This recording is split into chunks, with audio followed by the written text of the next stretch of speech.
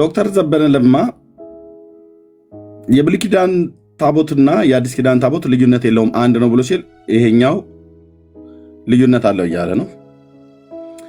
ዶክተር ዘሪሁን ሙላቱ ደግሞ ጠረጴዛ የሚባል ነገር የለንም ብሎ ሲል ይሄሱ ደግሞ አለን። ዋቢ አድርጎ የሚጠቅሰው ምንድነው? ቅድም አባ ጊዮርጊስ ዘጋስጫ በመጽሐፉ ላይ የጠቀሰው ኩሎሙ የሚባለው ሰዓታት መጽሐፍ ሰዓታት ላይ ኩሎሙ በሚለው ፓርት ላይ የተጻፈ ነው።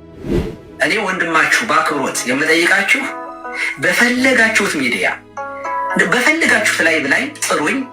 ከእናንተ ጋር ዲቤት ማለት ስለሚከብደኝ ነው። ትንሽ ለአክብሮት እስኪ ቦታ ጠያቁ። ማይክ ብቻችሁን ይዛችሁ ከምታወሩ አንደኛው ወደ ምረት ላይ አንደኛው ራሳችሁ ቲቪ ላይ ጥሩ አይደለም እኮ ይቦሉት። በእውነቱ የግብፅ ቤተክርስቲያን ታጠፋን ነበር ብሎ ማለት ይራሱ አይዘገንንም። ግን እውቀታችሁንም አልቅ ግን የምታጠፉት ጥፋት ደግሞ በጣም ትልቅ ነው። ስለዚህ እናንተ በታቦት ዙሪያ ላይ ያስተማራችሁ ስህተት ስለሆነ በአክብሮት ጥሪ አቀርባለሁኝ። ይህንን መልእክቴን አድርሱልኝ ለቀሲስ ዶክተር ዘበነ ለማና ለሊቀ ጠበብት ዶክተር ዘሪሁን ሙላቱ። ሰላም እግዚአብሔር ከሁላችን ጋር። ቀደም የሰጠራኝ ነበር ቢቀጡን ተቀብያለሁ። ና እንግባ። ቀኑን ንገረኝ። አሁን ታሪክ አታንሳ። ቀኑን ንገረኝ። መቼ እንግባ? መቼ ይሻላል? እና የለውበትም። ለማንኛውም ዲቤቱን ግን ተቀብያለሁ። ኦኬ ተቀብያለሁ ለማለት ነው።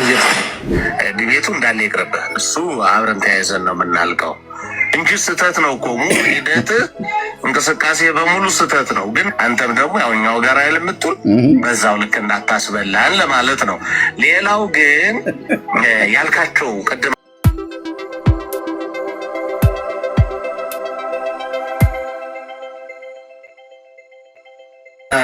በመጀመሪያ እነዚህ ሁለቱ መምህራን ልብ በሉ።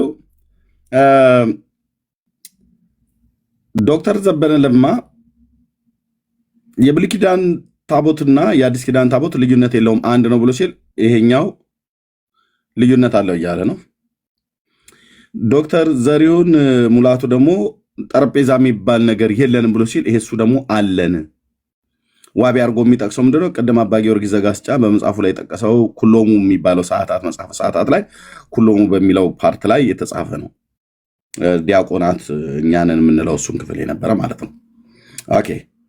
እና አሁን አየህ ቄስ ዲበኩሉና ቀሲስ ዘበነ ለማ በታቦት ጉዳይ ዲቤት እየተጠራሩ ነው። ሁለቱም ቄሶች አዎ ሁለቱም ስለሚሸከሙትና ስለሚያወጡት ነገር አያውቁም። አዎ አንደኛው ሌላ ይላል፣ ሌላኛው ሌላ ይላል። እንዲህ አይነት ቤተክርስቲያን ናት። ደግሞ ይመጡና አንድ ወጥ የሆነ ትምህርት ቅድስት የሆነች ቤተክርስቲያን የሃይማኖት ሕጸጽ የሌለባት ከጥንት የአባቶቿን አስተምሮት የሐዋርያቱን አስተምሮት ጠንቅቃ ተቀብላ የመጣች በላው ይላሉ። እሺ የዲቤት ጥሪውን ሊጠራ ነው፣ እንስማው። እናም እኔ ወንድማችሁ በአክብሮት የምጠይቃችሁ በፈለጋችሁት ሚዲያ በፈለጋችሁት ላይ ጥሩኝ። ከእናንተ ጋር ዲቤት ማለት ስለሚከብደኝ ነው። ትንሽ ለአክብሮት እስኪ ቦታ ጠያቁ። ማይክ ብቻችሁን ይዛችሁ ከምታወሩ አንደኛው ወደ ምረት ላይ አንደኛው ራሳችሁ ቲቪ ላይ ጥሩ አይደለም እኮ ይቦሉት። በእውነቱ የግብፅ ቤተክርስቲያን ታጠፋን ነበር ብሎ ማለት ይራሱ አይዘገንንም። ግን እውቀታችሁንም አልቅ ግን የምታጠፉት ጥፋት ደግሞ በጣም ትልቅ ነው። ስለዚህ እናንተ በታቦት ዙሪያ ላይ ያስተማራችሁ ስህተት ስለሆነ በአክብሮት ጥሪ አቀርባለሁኝ። ይህንን መልእክቴን አድርሱልኝ ለቀሲስ ዶክተር ዘበነ ለማና ለሊቀ ጠበብት ዶክተር ዘሪሁን ሙላቱ። ሰላም እግዚአብሔር ከሁላችን ጋር ይሁን። ቀደም የሰጠራኝ ነበር ቢቀጡን ተቀብያለሁ። ና እንግባ። ቀኑን ንገረኝ። አሁን ታሪክ አታንሳ። ቀኑን ንገረኝ። መቼ እንግባ? መቼ ይሻላል? እና የለውበትም። ለማንኛውም ዲቤቱን ግን ተቀብያለሁ። ኦኬ ተቀብያለሁ ለማለት ነው። መቼ ነው የተፖስተው? ይሄ ልብ በሉ 2025 ማለት ነው። 10ኛው ወር በቀን 22 ማለት ነው። ስለዚህ 10ኛው ወር ማለት ኦክቶበር ነው። እህትየው ኦክቶበር፣ ኖቬምበር፣ ዲሴምበር ኦክቶበር ማለት ነው አይደል? ኦክቶበር ነው። ኦክቶበር 10 ማን ነው? ኦክቶበር 10 ላይ ልክ ነው 2025 ጥሪውን አቅርብ ያለው ማለት ነው። ከስንት ወር በፊት ማለት ነው? አሁን ጃንዋሪ፣ ፌብሩዋሪ፣ ማርች፣ አፕሪል፣ ሜይ፣ ጁን ከ7 ወር በፊት ማለት ነው። ቀሲስ ዲበኩሉ በዚህ በታቦቱ ጉዳይ የዲቤት ጥሪውን አቅርቤ አሁን በሰማችሁት ባያችሁት ተቀብያለሁ። ሰዓትና ቀን መድብ ብለውኝ ከመደብኩ በኋላ ባይዘው ይህንን ጮማ የሆነ የዲቤት ጥሪ የተቀበለኝን ከኔ ጥርስ ያስመለጣቸው ፈሪው ዘማርያም የሚባለው ሰውዬ ነው። እንዳይገቡ አባታችን ብሎ ማለት ነው። ተያይዘን ነው የምናልቀው። ባለፈው ራሳችሁ እንደተናገራችሁ ተያይዘን ስለምናልቅ እንዳይገቡ ብሎ ፈሪው ዘማርያም ዘለቀ ነው ይሄን ዲቤት ያሰረዘው። ከዲበኩሉ ጋራ የሚኖረንን የነበረንን ይህንን የዲቤት ጥሪ ከ7 ወር በፊት እኔ አቅርቤ ነበር። ስለዚህ አሁን ቀሲስ ዲበኩሉ ለቀሲስ ዶክተር ዘበነ ለማ የዲቤት ጥሪ አቅርቧል። ዲቤት ጥሪ አቅራቢውን ዲቤት ጥሪ ቀርቦለት ነበር፣ ግን አልተቀበለም። አሁንም ምጠይቅ ቀሲስ ዲበኩሉ እባክህ እባክዎት ይምታታብኛል አንዳንዴ እንግዲህ ምሕረት ይደረግልን በክነቱ አክብሬ እባክዎት ይህንን የዲቤት ጥሪ 7 ወር ሙሉ እንደ ቋንጣ ያንጠለጠሉትን በእውነት በታቦቱ ጉዳይ ለመነጋገር ከነቀሲስ ዶክተር ዘበነ ለማ ጋር እና ከዶክተር ማን ነው ሊቀ ጠበብት ዘሪሁን ሙላቱ ጋር ለመወያየት እውቀቱ ካለዎት አህያ በአህያ ቢራገጥ ጥርስ አይሳበርም ነውና እርስ በርሳችሁ ዲቤት ከምትጠራሩ ከሶስታችሁ አንዳችሁ ተመራርጣችሁ ተመካክራችሁ አንድ ሰው ምረጡና በተለይ ደግሞ እርስዎ ቢሆኑ ጥሩ ነው። ማነው ዶክተር ቀሲስ ማነው ዶክተሩ ዶክተር ዘሪሁን ሙላቱ ካህን አይደለም ወይ እርስዎ ወይ ዘበነ መርጠው እርስዎ ደግሞ ቢሆኑ ጥሩ ነው። እሳቸው ትንሽ ዶክተሩን ብሎ የሚለውም ስማቸው ስለሚከብዳቸው ከእርስዎ ግን ቢሆኑ ጥሩ ነው። ጥሪውን ተቀብያለሁ ብለው ነበር እና ድጋሚ ይህንን ጥሪ ቢቀበሉ ብዬ በትልቅ አክብሮት እጠይቃለሁ። እንደዚህ ስለ ታቦት የማውራት አቅም ካለዎት ቀሲስ ዲበኩሉ እርስ በርስ ተጠራርታችሁ አህያ በአህያ ቢራገጥ ጥርስ አይሳበርም ብሎ እንደሚለው ምንም እርስ በርስ ብትረጋገጡ አንዱ ከቨር ነው የሚያደርገው፣ አንዳንዱ መሸፈን ነው፣ አንዳንዱ ማድበስብስ ነው። በእርግጥ አሁን እዚህ ጋር ይባላል አይባል ምናምን ነገር ብሎ የሚለውን ካልሆነም ደግሞ ሶስታችሁም በአንድ ገን ሆናችሁ ቀሲስ ዲበኩሉ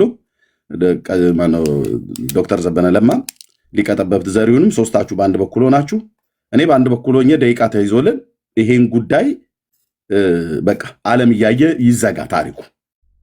ኦኬ የብሉይ ኪዳኑ ታቦት አምጥተናል፣ አልመጣም፣ መጥቷል፣ አልመጣም፣ የመጣውን እንጠቀምበታል፣ አንጠቀምበትም፣ ለአምልኮ ነው አይደለም ለቅርስ ነው ብላችሁ የምትሉትን ታሪክ በሙሉ እውነት አድርጉት። ይህም ብዬላለው። ክብር ያድል። በተለይ ደግሞ እርስዎን ነው የምፈልገው። እነሱ እንኳን ላይመጡ ይችላሉ። እርስዎን ነው የምፈልገው። ቀሲስ ዲበኩሉ እንዳይረሳ ለማስታወስ ነው። ኦኬ እሺ። ይህን ጥሪ አቅርቤ ነበር። ጥሪ ምንድነው? ጥሪ ያቀረብኩለት ካህን የኔን ጥሪ ውድቅ አድርጎ በዘማርያም ዘለቀ ልመና እና ተማጽኖ ምክንያቱም ተያይዘን የምናልቀው ብለው የሚል ትልቅ ፍርሃት ስላላቸው ይህንንም ሲናገሩ ካህን የሆኑትን ዲያቆን ስዩምን እባክህ እንዳትገባ እዛ ዲቤት ውስጥ አንተ ነበር ልትገባ የፈለከው ተብሎ አዎ ብሎ ሲል እንዳትገባ የማይሆነውን ነገር ብለው የከለከሉት ቪዲዮ መረጃውና ማስረጃው ወንድማችን የተወደደ ወንድማችን ዘማሪ ዳግሻ በደንብ ቆንጅዬ አድርጎ አስቀምጦታል። እሱን እንስማና ከዛ ወደ ዛሬው ሀሳብ ላይ እንመጣለን ማለት ነው። ኦኬ የቱ ጋ ነው? እዚህ ጋር ማለት ነው። ባይዘው መዶሻ ሁሉ እኮ የተነሳበት እኮ ታሪክ እኮ ነው፣ የምንረሳው አይደለም። ይሄ ሰናከሉ ከሆነ አንተ በምታብራራው ማብራሪያ ሰዎች ከመስመር የሚወጡ ከሆነ ለተወሰነ ቀን ባታብራራ ቅር ይልሃል ማለት ከዲቤቱ ማሻገር ማለት ነው።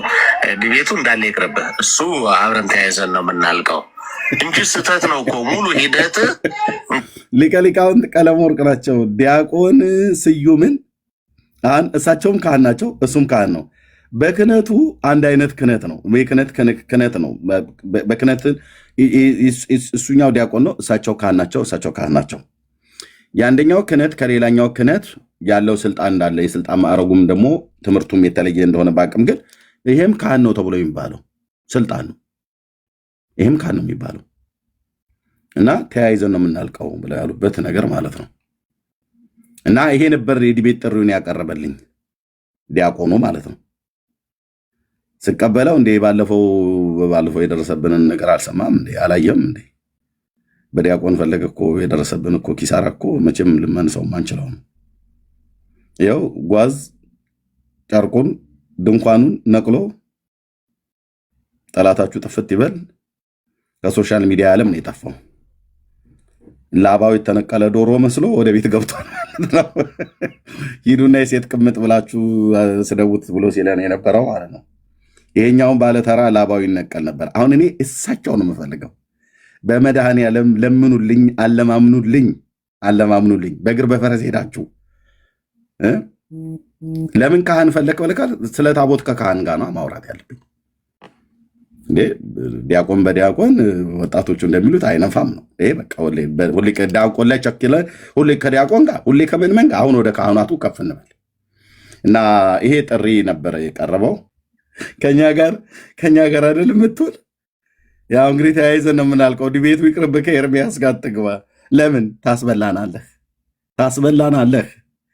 ታስቆረጥመናለህ።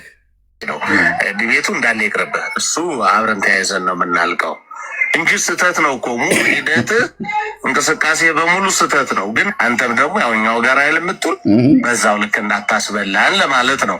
ሌላው ግን ያልካቸው ቅድም እኔን አቡሽ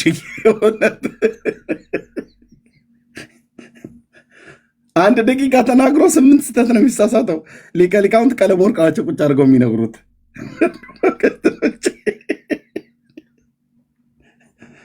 ተንሥኡ ለጸሎት እግዚኦ ተሳሃለነ እንደማለት እኮ አይቀልም። እዚህ ተገኘ እንደሚባል ይሄ ንግግር የማን ነው ብለን ነበር።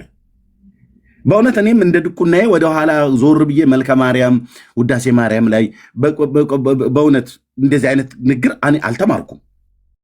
በቅዳሴ ማርያም ላይ እንደዚህ አይነት ነገር የለም። በማርያም ስም የተደረሱ መጽሐፍቶች ማቃቸው ላይ የለም። ስቀድስ በነበርኩበት ሰዓት ላይ ምንም ማቃው ነገር የለም። እና እኔ እንደውም ይሄ ታክሲ ወያላ ጥቅስ ነው ምናምን ነገር እያልኩ ነበር ስለ የነበረው። አሁን ግን ያለ ማርያም አማላጅነት ዓለም አይድንም ብሎ የሚለው ቃል ማን ነው ከህሊናው አንቅቶ አመንጭቶ የተናገረው ብሎ የሚለውን ሲፈለግ ራሳቸው ሊቀ ሊቃውንት ቀለመወርቅ የተባሉቱ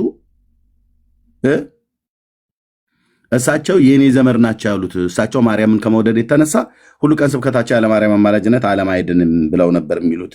እሳቸው ሞተዋል፣ ይዘዋት ነው የሞቱት። እሷ ለአንተ አትሰራልህም እያሉ ነው። ለዲያቆኑ ካልሰራ ለኦርቶዶክስ ምንመን አይሰራም ማለት ነው። ምክንያቱም የአንድ ግለሰብ የፈጠራ ወሬ ነበር። የሊቀ ሊቃውንት ቀለመወርቅ ዘመድ የሆኑ ሰው ናቸው ይህንን የፈበረኩት ማለት ነው።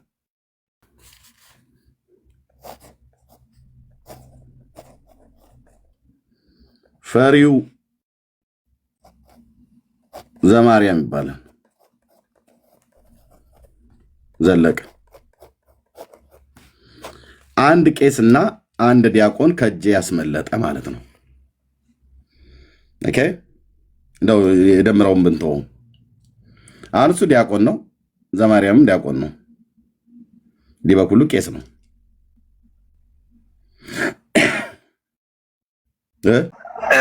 ትቻቸው ነበር እውነት ለመናገር መስማት ሁሉ አቁሜያለሁ። ግን እናርማችሁ እናስተካክላችሁ በሚል ልብ በሉ።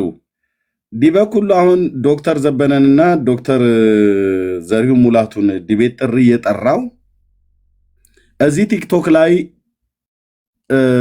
መልስ ሰጡ የተባሉ እነዚህ ራሱ በቀሲስ ዲበኩሉ ንግግር የታክሲ ተራ ልጆች የታክሲ ተራ ልጆች በጣም ብዙ ነገር አበላሽተዋል። መምህራኑ እነ ዘበነና እነ ዶክተር ዘሪሁን ሙላቱ አይባልም፣ ጠረጴዛ አይባልም፣ አንቀበልም የእኛ ልጆች ብለው እያሉ ስማቸውን ባይጠሩም እዚህ ቲክታክ ላይ ሶሻል ሚዲያ ላይ የሚነገረው ንግግር ስለሰሙ ማለት ነው። ኦኬ አሁን የእኔ ተማጽኖ ምንድን ነው? እርስ በርስ እየተጠራራችሁ እናንተ እርስ በርስ እየተጠራራችሁ ጠላ መጠጣት፣ ዝክር መጠጣት፣ ዘኬ መብላት ትችላላችሁ እየተጠራራችሁ ማለት ነው። እርስ በርስ ግን በታቦት ጉዳይ ላይ ዲቤት ለመጥራት ቀሲስ ዲበኩሉ ከደፈረ ቀሲስ ዲበኩሉ ምሕረት ይደረግልኝ፣ ዲበኩሉ ከደፈረ በታቦቱ ጉዳይ በስመ አብ ወወልድ ወመንፈስ ቅዱስ እኔ የጠራሁት ጥሪ አለ። እኔ የጠራሁት ጥሪ አለ። ቀሲስ ዲበኩሉ ከዛሬ 7 ወር በፊት የጠራሁት ሞኝና ወረቀት የያዘውን አይለቅም ነው የሚባል ተቀምጧል ቪዲዮ። በእግዚአብሔር የቃል ኪዳኑ ታቦት ከእስራኤል ወደ ኢትዮጵያ መምጣትና የአዲስ ኪዳንም ታቦት አንዴ ወይ ደግሞ ጠረጴዛ፣ መክተፊያ፣ መሰዊያ ብላችሁ የምትሉትን አብረን ለምን ጥንቅቅ አድርገ ነው ዓለም እያየ ካሜራ ከፍተን 1 ደቂቃ ብቻ የሚይዝልን ሰው እኔ ቴዲ ሐዋሳ እግሩ ላይ ወድቃለሁ እሱ ቤት እንዲሆን ማለት ነው። ወይ ደግሞ ሌላም ሙስሊሞችም ሁሉ ሙስሊሞቹን አምጥተው ሙስሊሞቹ ደቂቃ እያዙልን ሙስሊሞቹ ቤት ማለት ነው። ቀሲስዬ በመድኃኔዓለም ይህንን ታሪክ እውነት ያድርጉት። እኔ ጋር እርስ በርስ አህያ ለአህያ ቢራገጥ ጥርስ አይሰበርም ነው። ዘበነና እርሶ ቢጠራሩ ምንድን አሁን ውይይት? በእርግጥ ተለያይታችኋል። ያው ርዕሱ ሄደው በኦርቶዶክስ ተዋሕዶ ቤተክርስቲያን የአባቶች አምላክ ምስክር ይሁን እናንተ ምስክር ሁኑ። ይሄንን ታሪክ ከቄሶች ኤርሚያስ ፊት ቀርቦ እውነት የሚያደርግ ሰው ካለ ብዬ ጠይቄያለሁ ደጋግሜ። አኬ አልመጡም፣ ችግር የለውም። ምን ያሁን ዲበኩሉ ነው የጠራሁት። ከማንም ወጠብሻ ጎረምሳ ጋር አሁን አልታገልም። አሁን ከቄሶቹ ጋር ነው። ስለ ታቦት ከተነሳ እኔ እንደውም እኔ ዲያቆን ስለነበርኩ በቀድሞ እንደው ታቦት አታውቅም ተብሎ ይባላል በቤተክርስቲያኒቱ ስርዓት። ኦኬ ካህኑ ቢመጣ ነው የሚያሳውቀኝ። እንደኔው አይነት ዲያቆን የሆነ ሰው ቢመጣ ምን ያሳውቀኛል? ምንም። ስለዚህ እውቀት ያለውን ሰው ከፍ ብሎ መጥራቱ ተገቢ ስለሆነ ጥሪውን አቅርቤያለሁ። እርስ በርስ ከምትጠራሩ እርስ በርስ ለመጠጥ ለመብል ተጠራሩ። ከኔ ጋር ተጠራሩ። የታቦቱን ጉዳይ ቀሲስ ዲበኩሉ እኔ ጠርቻለሁ ከዛሬ 7 ወር በፊት።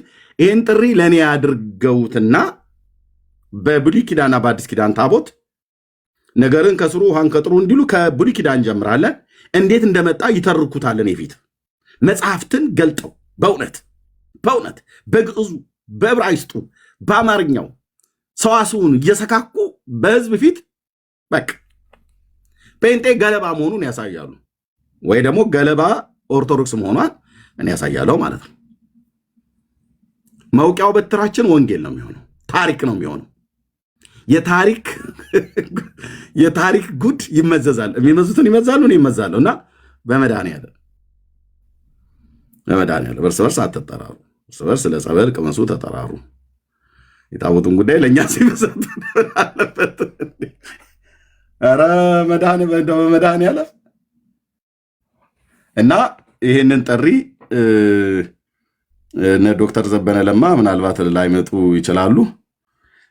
ከመጡም ሰየው እንሰማለን። ታፕ ኮፕሊንግ ሼርን እያደረግን እንሰማለን። እና ቴንኪው የዲቤት ጥሪውን ቄስ የሆነ ወይ ደግሞ ቀሲስ ቴዎድሮስ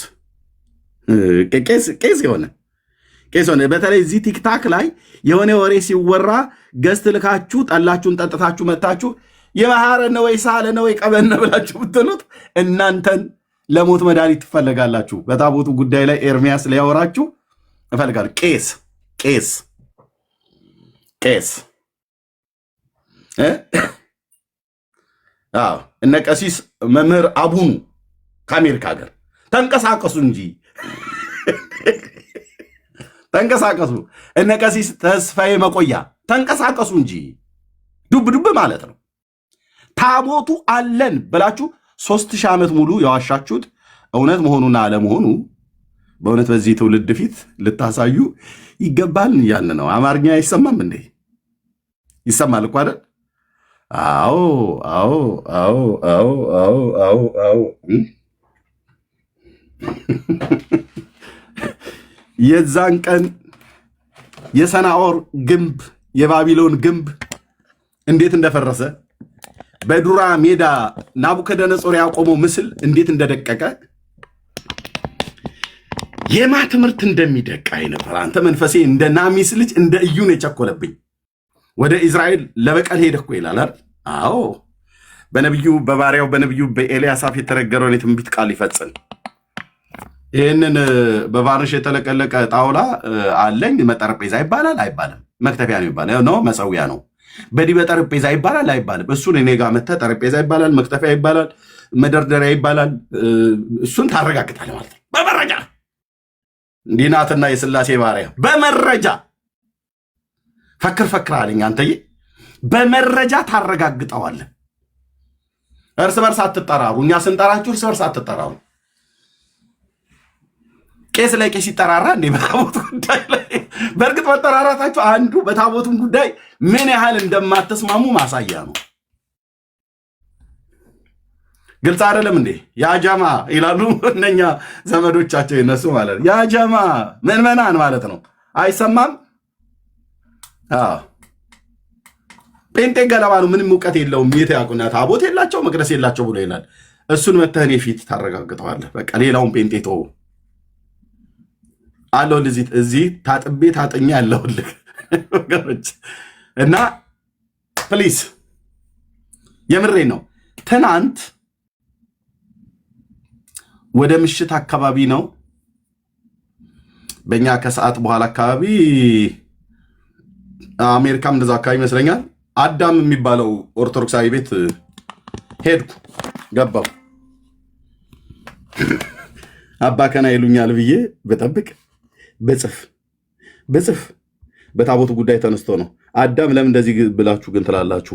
አግባብ አይደለም ብሎ እዛ እየሞገተ ነው የራሱን ቄሶች ማለት ነው። እና እኔ ወንድምህ ገብቼ ኧረ እባካችሁ አስገቡን፣ የሆነ ነገር ማለት የምችለው ነገር አለኝ፣ የሆነ የምለው ነገር አለ፣ አስገቡን ብዬ ብል ማን ሰምቶኝ አልኩ። እዚህ ቪዲዮን ላምጣና ላሳያችሁ። ቋንዴ ጠብቀኝማ። ኦኬ ይኸውልህ፣ ሌላው የአባ ሰላማ በፊት ክርስትና ኢትዮጵያ የመጀመሪያ ጳጳስ አባ ሰላማ ነው። ስለዚህ ከ328 በኋላ ነው መዋቅራዊ ቅዱስ ቁርባንና የክህነት አገልግሎት በኢትዮጵያ በይፋ ጀምረዋል የሚለው ስህተት። ይህንን ኤርሚያስ ፊት እኚህ ጌታውን የሚባሉ ሰውዬ ተንቀሽቅሸው ቢናገሩ ወይ ሌላ ሰው ተንቀሽቅሸው ቢናገር ምን አለበት? አሁን ክርስትና ከአቡነ ሰላማ በፊት ኢትዮጵያ ውስጥ አለ ብሎ የሚል የተንቀሸቀሸ አንድ ኦርቶዶክሳዊ ቢመጣ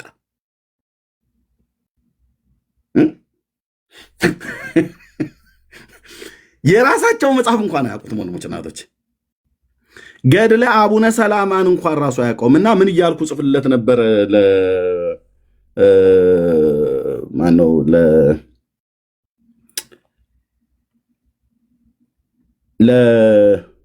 ለአዳም መለከተኝ ማለት ቆይ የውስጥ የቱ ጋር ነው የማገኘው? ስክሪንሾት ያደረግኩትኝን ስክሪንሾት የቱ ጋር ነው የማገኘው ወገኖቼ? አይ ነው ጋለሪ ላይ ገባ። ጋለሪ ላይ ገባሁኝ። እሺ ከዛስ ውስጥ ይኖራል። ካልሆነም ብቻውን ስክሪንሾት የሚልም ፎልደር አለ።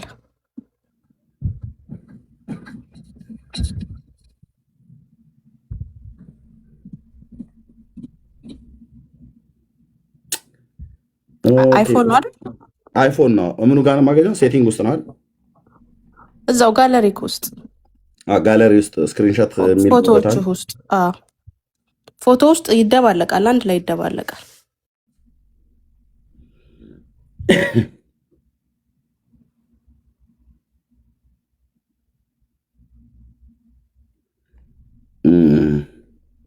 ቪዲዮን ብቻ ነው ያስቀምጠው እዚህ ጋር።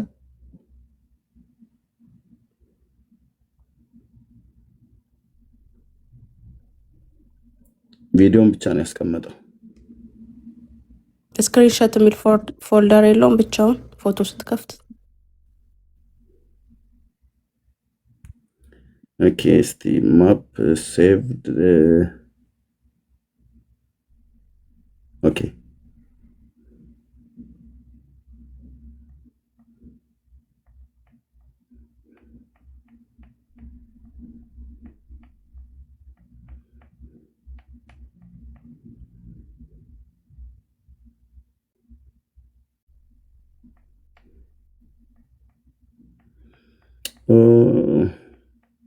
አጣኸው?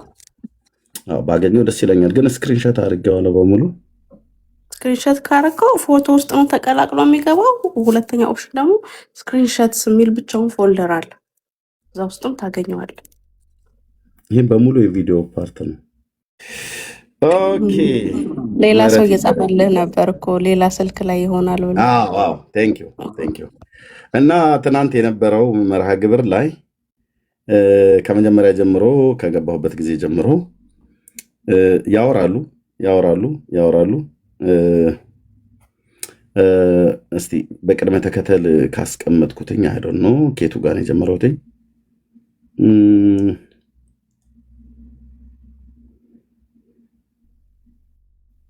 ይሄ መጨረሻው ነው።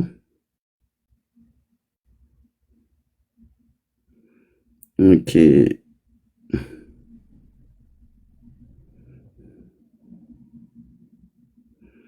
እሺ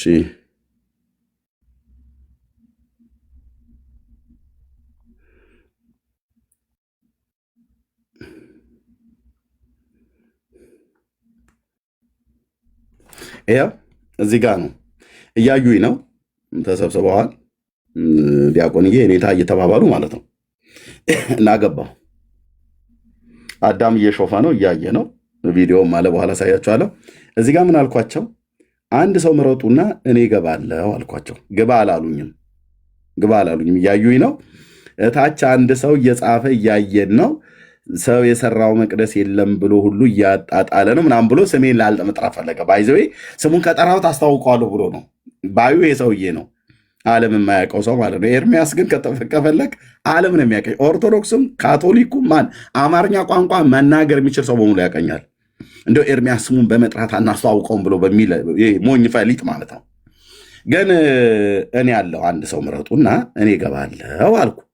እኔ አንቺ ወንድም ዝም አይተው እንዳላዩ። ከዛ በውስጥ እናድርገው አሉ።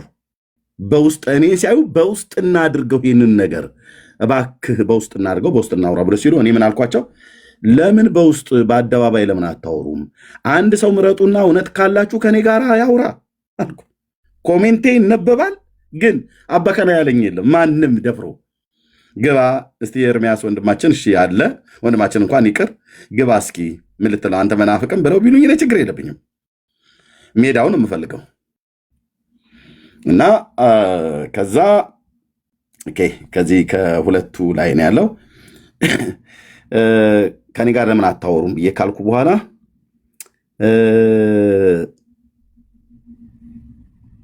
ምን አሉ እና በውስጥ አድርጉት ብለው ሲሉ አያችሁ አይደል ብዬ ሳቅኩብና ርዕስ ቀይር አሉት። ርዕሱን ቀይር አሉት። አስጠፉት ርዕሱን። እዚህ ከማለት ርዕሱን ቀይር፣ በቃ ለህዝብ መሰናከያ የሚሆን ነገር ነው። በቃ ርዕሱን ቀይርና ሌላ ነገር እናውራ አሉ።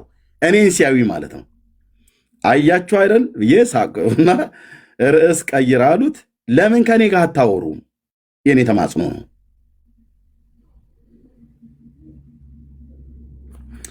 ኦኬ አንዳችሁም ይህን ታሪካችሁን በፊታችን እውነት አታደርጉትም። ልባችሁ ስለሚያውቅ ነው አንዴ በውስጥ አድርጉት፣ አንዴ ርዕስ ቀይሩ የምትሉት አልኳቸው። ተነቧል። በደንብ አይተውታል። ደግነቱ ሚዩት አላረጉኝም። መድኃኔዓለም ሲረዳ አንዳችሁም ይህን ታሪካችሁን በፊታችን እውነት አታደርጉትም። በፊታችን ብዬ ስል እኔን የማወራው ጴንጤው ፊት ቆመተ። እኔ ጴንጤውን በሙሉ ወክዬ ነው የምቀርበው። በሙሉ ውክልና ሰጥተናል፣ ኤርሚሻ ፈርመንላል ምናምን ብሎ እንዲህ ላይ ማንም ሰው አልፈልግም። ብቻዬን እንቆማለን፣ ንጉሱን ይዤ ማለት ነው። እናንተም የምትይዙትን ይዛችሁ ማለት ነው።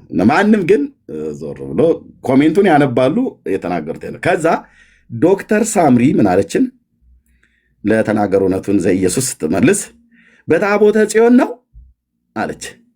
ምን ይጠቅመናል? የትም ቢኖር ሃይማኖት አይደለም አለች። ዶክተር ሳምሪ ማለት ነው። ልብ ያለው ልብ ይለዋል። ኦኬ ምን ይጠቅመናል? አውጥተሽ ታዩ። ሲጀምር አውጥቶ የሚጣል ነገር ሲኖራል። ከዛስ ሃይማኖት ካይደለ ለምን የሌላችሁን አለን እያላችሁ በከንቱ ትገበዛላችሁ አልኳት ለዶክተሯ። ኧረ ጉድ ፈልቶ አንተ ስድቡን ተወኛል እኮ ሲያጥረግርጉኝ። ከዛስ እንዴ አይታይም እንደ ሃይማኖት አይደለም ብዬ ሄለ እንዴ ብላ ስትለኝ አያለው ታሪኩ የእስራኤል እንጂ የእናንተ አይደለም። በስርቆት እንዳመጣችሁት የተናገራችሁት ታሪክ ይኸው በአደባባይ አሳፈራችሁ ብሎ የሚለውን ለመጻፍ አነሰብኝ ማለት ነው። ለዶክተሯ ለዚህ እግዚአብሔር እረኛዬ ነው ብሎ ለሚለው ማለት ነው። ኮሜንቴን ማለት ነው አይታችሁኛል እኮ ግን አስገብታችሁኝ አንድ ሰው መርጣችሁ ለመነጋገር አትደፍሩም። ለምን? የዘመናት ጉዳችሁ ይዘከዘካል። 4 ነጥብ። እንዲህ ነው የኢየሱስ ባሪያ ብራዘር፣ ይዘከዘካል። አይታችሁኛል። ኮሜንቴን እያነበቡት እያጣጣሙት አይተዋል፣ ግን አያስገቡም። ከዛስ ምን አልኳቸው? ርዕሱን ቀይር አሉት። እነዚህ ሁሉ ገቡ። ቀይር፣ አንሳ አሉት ርዕሱን። ይሄኛውን ርዕስ አስነሱት ማለት ነው። ይኸው እዚህ ጋር የብሉይ ኪዳን ታቦት አለን ብለው ነበር ያሉት። አንሳው፣ ቀይረው፣ አንሳው፣ በሌላ ይቀየር፣ አንሳው፣ ታስበላናለህ አይነት ነገር ነው። ያ መጋኛ የሆነ ልጅ መጥቷል ብለው ሊሉ ይችላሉ። የፈለገውን በል። ከዛስ ምን አልኳቸው? በሉ እርስ በርሳችሁ አንጎራጉሩ፣ ሰላም ሁን አዳምሻ አልኩት።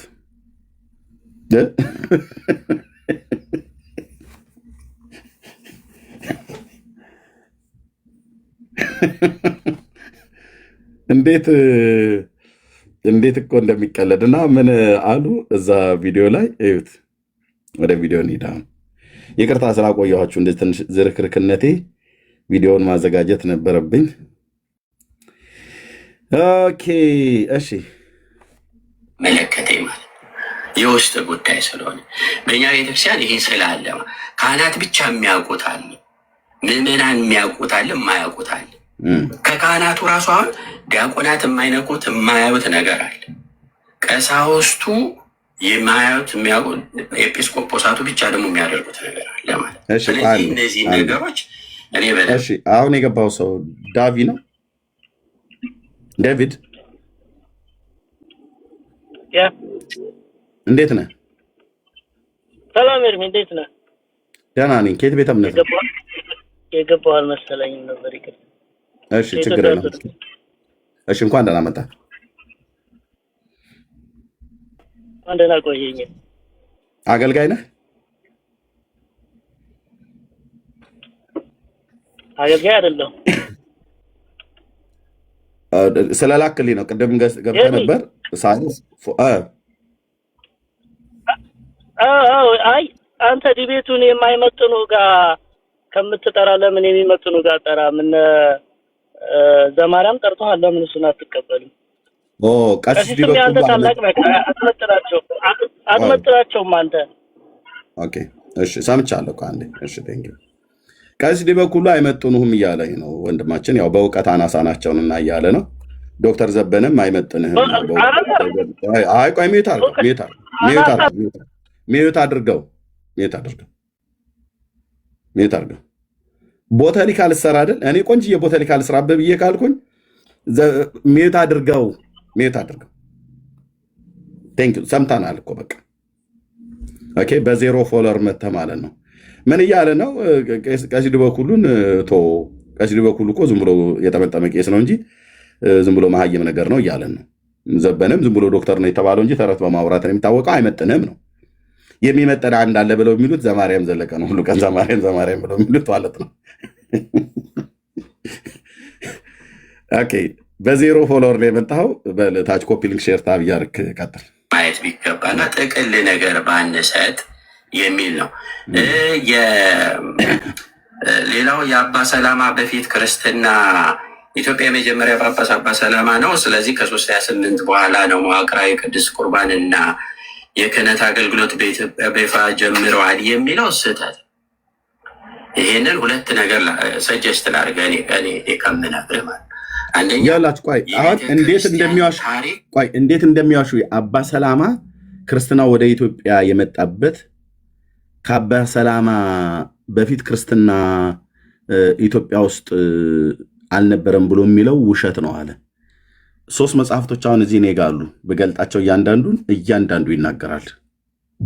ክርስትና እንዳልነበረ፣ ቁርባንና ጥምቀት እንዳልነበረ ገድለ አቡነ ሰላማ ይናገራል። እንደዚሁም ደግሞ የኢትዮጵያ ኦርቶዶክስ ታሪክሳን ከክርስቶስ ልደት እስከ 2000 ዓመተ ምህረት ባለው ታሪኮ መጽሐፏ ላይ ሁሉ ጭምር ይናገራል ማለት ነው። እሺ ምን አለ ይሄ ሰውዬ?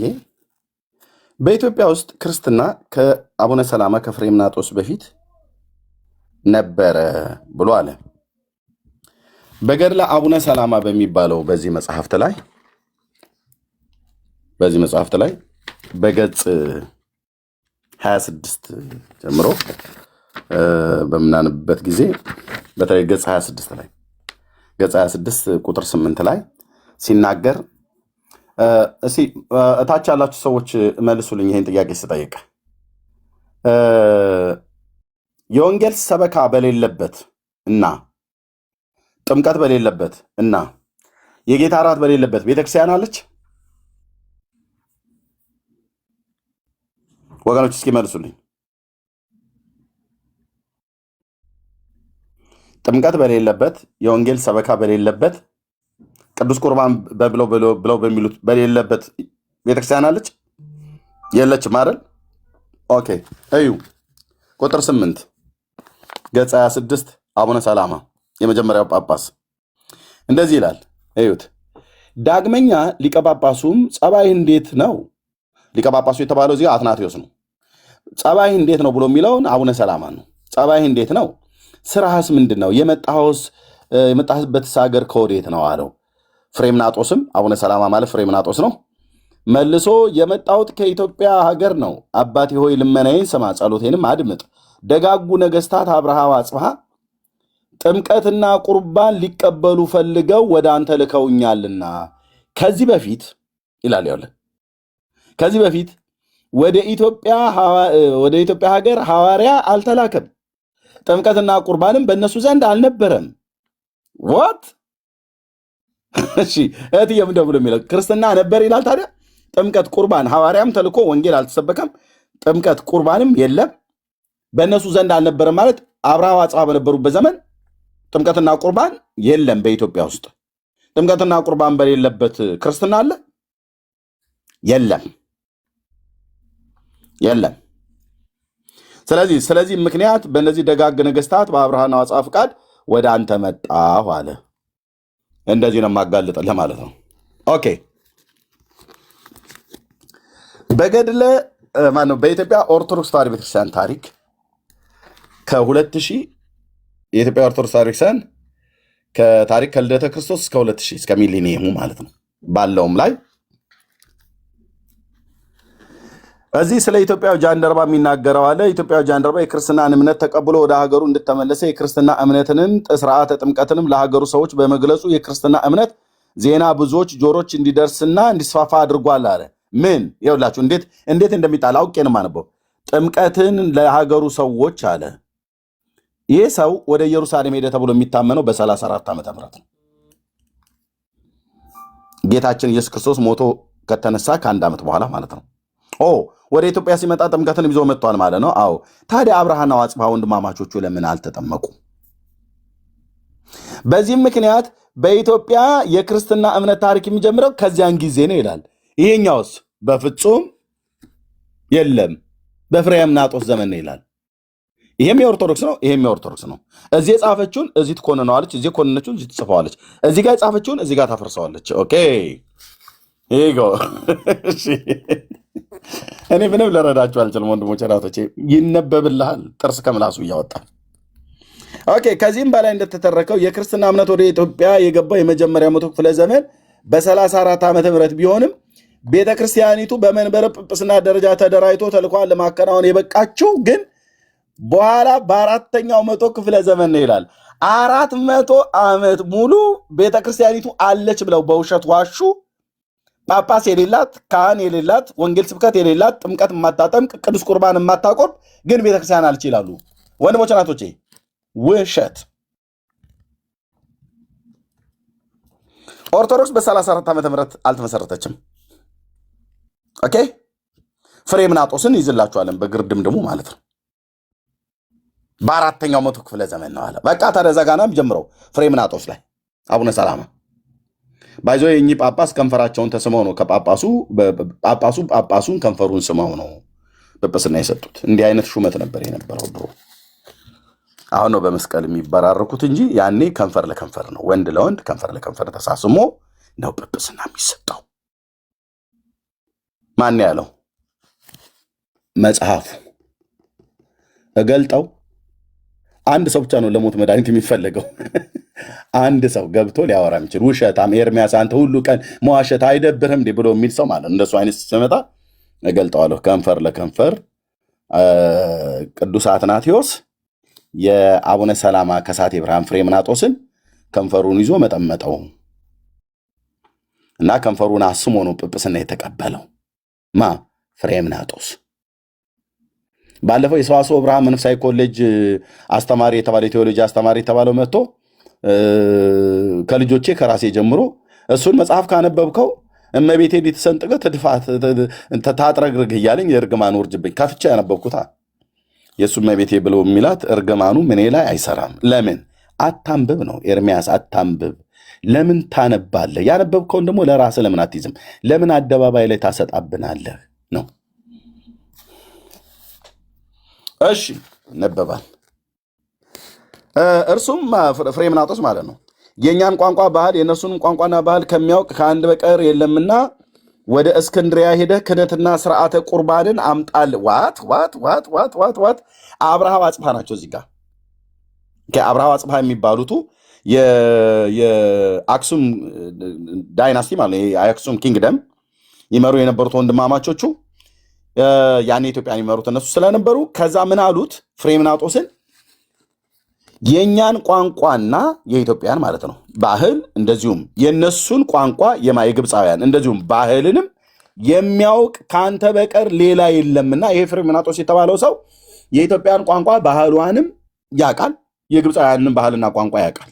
እና ነገስታቱ ጠርተው ወንድማማቾቹ ከአንተ በቀር የሚያውቅ የለምና አንተን ወደ እስክንድሪያ ወዴት? ወደ ግብፅ ወደ እስክንድሪያ ሂደህ ክህነትንና ስርዓተ ቁርባንን አምጣልን ብለው ወደ እነርሱ ወደ እስክንድሪያ ላኩት ይላል።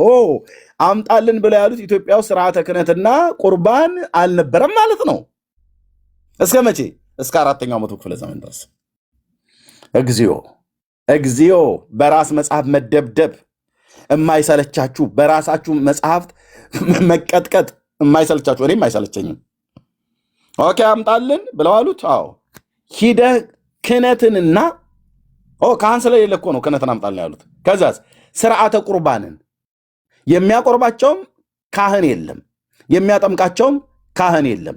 ካህን በሌለበት ቤተክርስቲያን የለም፣ ቤተክርስቲያን በሌለበት ጥምቀት የለም፣ ጥምቀት በሌለበት ቁርባን አሰጥም። በኢትዮጵያ ኦርቶዶክስ ታሪሳን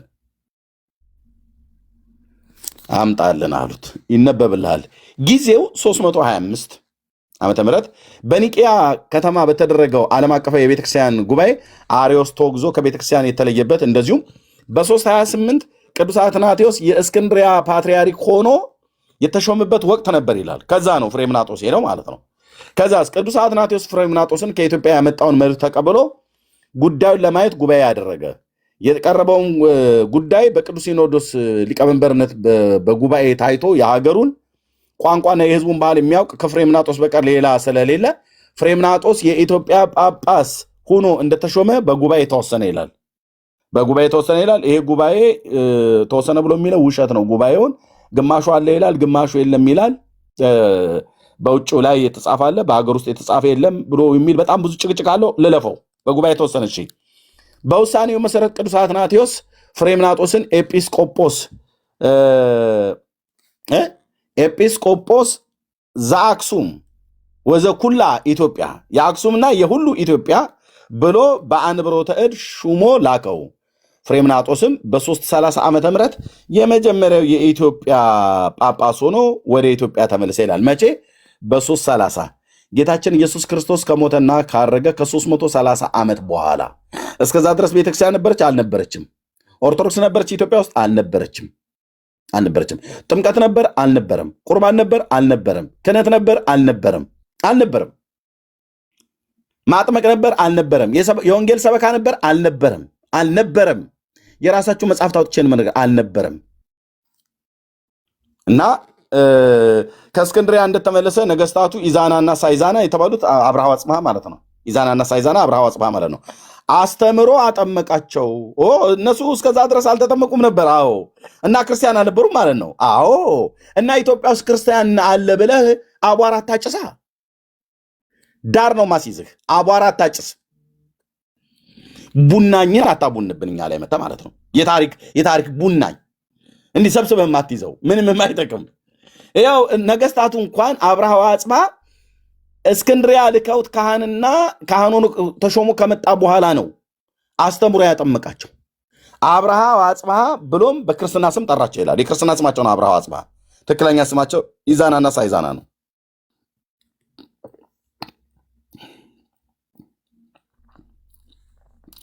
ከዛስ ከዚህም መንበር ጵጵስናውን በአክሱም አድርጎ ሐዋርያዊ ተልኮን በማስፋፋት የክህነትና የቁርባንን ስርዓት በመፈጸም ጀመረ።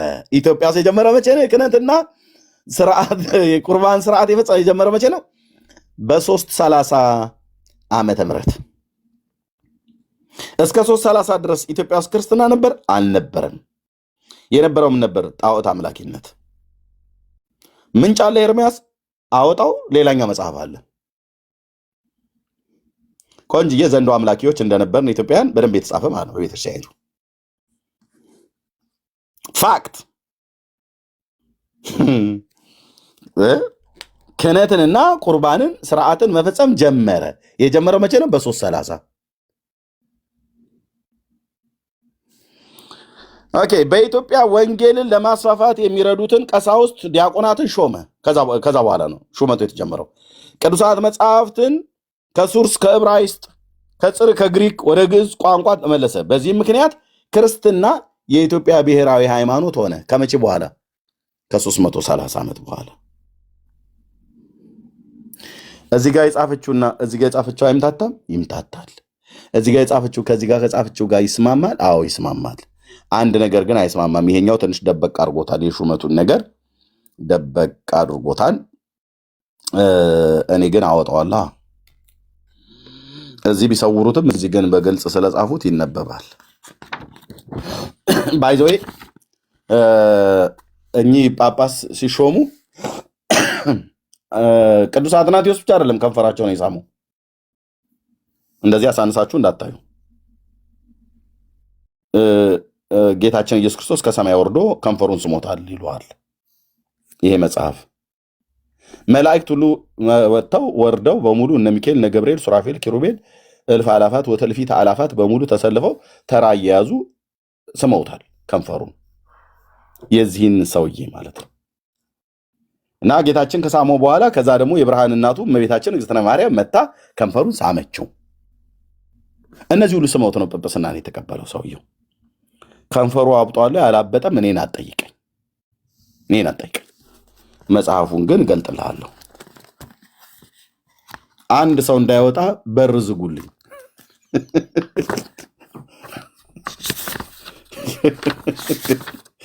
በር ዝጉ። ዘወርሃ ታኅሳስ እንደዚህ ይነበባል ማለት ነው። እኔ ሁሉንም ስላነበብኩት አጋዚ የምትባል ማለት ትግራይ ማለት ነው። አጋዚት የምትባል የኢትዮጵያ ሀገር ሊቀ ጳጳስ የሚሆን ብፁዕ ቅዱስ ማር አባት ሰላማ በታኅሳስ 6 ወር የሚነበብ የስቃዩና የሃይማኖቱን ዜና እንጀምራለን። ጸሎቱ በረከቱ በኦርቶዶክሳውያን ላይ ይደርባቸውና እኔን ግን ድርሽ እንዳይል። ኦኬ እንጀምራለን አለ። እንጀምራለን። እኔ ሳነብ ያገኘሁትን እነግርሃለሁ። ያው ከዛ በፊት ጥምቀት አልነበረም። ከዛ ብፁዕ ቅዱስ ፍሬምናጦስ እንዲህ ባለው ጊዜ ሊቀ ጳጳስነትን አቡነ አትናቴዎስ መልሶ ነገር ብሩክ ቃልህም የጣመ ደስም የሚያሰኝ ነው አለው። ማ አትናቴዎስ ሊቀ ጳጳሱ። ከዛስ የሚያሰኝ ነው። የወለደህ አባት ምን ይመስል? የወለደች እናትስ ምን ትመስል? የተሸከመች ማኅፀን የተባረከች ናት አለው። ማ ቅዱስ አትናቴዎስ ለፍሬምናጦስ ማለት ነው። አቡነ ሰላማ አንተን ያጠቡ ጡቶች የተባረኩ ናቸው፣ የተወለድክባትም ዕለት የተባረከች ነች አለው። ይህንንም ብሎ አፉን ሳመው፣ እጁን በራሱ ላይ ጭኖ በገጹንም በትምህርተ መስቀል አማትቦ ባረከው። ማን ነው አፉን የሳመው? አትናቴዎስ። የማንን? የአቡነ ሰላማን። ጳጳስ ሲሾም እንደዚህ ነው የሚሳሳሙት። በፍሬምናጦስና በአትናቴዎስ መካከል እንደዚህ ነው የተደረገው።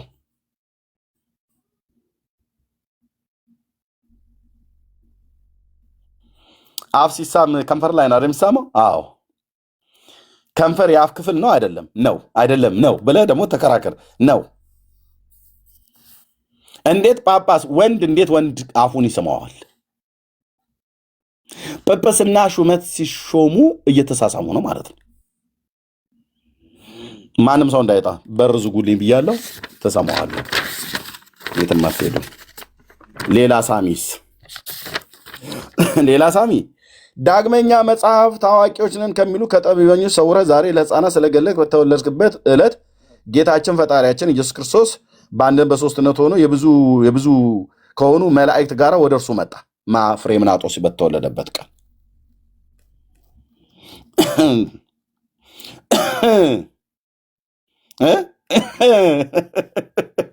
ወደ እሱ መጣ። በጣም ነው የሚያስለው። እዚህ ጋር ሲደርስ ወደ እሱ መጣ። ይሄ ሰውዬ ሲወለድ የብዙ መላእክትን አስከትሎ በአንድነት በሦስትነት ሆኖ መጣ። ኦኬ። እነዚያም መላእክት ክንፍ ለክንፍ ተያይዘው እየተገፋፉ እርሱን ለማየት ይጨናነቁ ነበር። ማንን? ፍሬምናጦስ። እየተጨናነቁ እየተገፋፉ አትክፋኝ እስቲ እንዲያው የሚካኤል ነገር በጣም ነው። ኧረ ገብርኤል አንተን የምታበዛው እስቲ አትክፋኝ። አንተም ሱራፌልም እስቲ ተረጋጋ፣ አትክፋኝ፣ ክንፌን አታጨናንቀው እያለ ማለት እየተጨናነቁ እርስ በርስ እየተገፋፉ እርሱ ለምን የታለ የተወለደው የታለ ምናምን ነገር እያሉ ማለት ነው።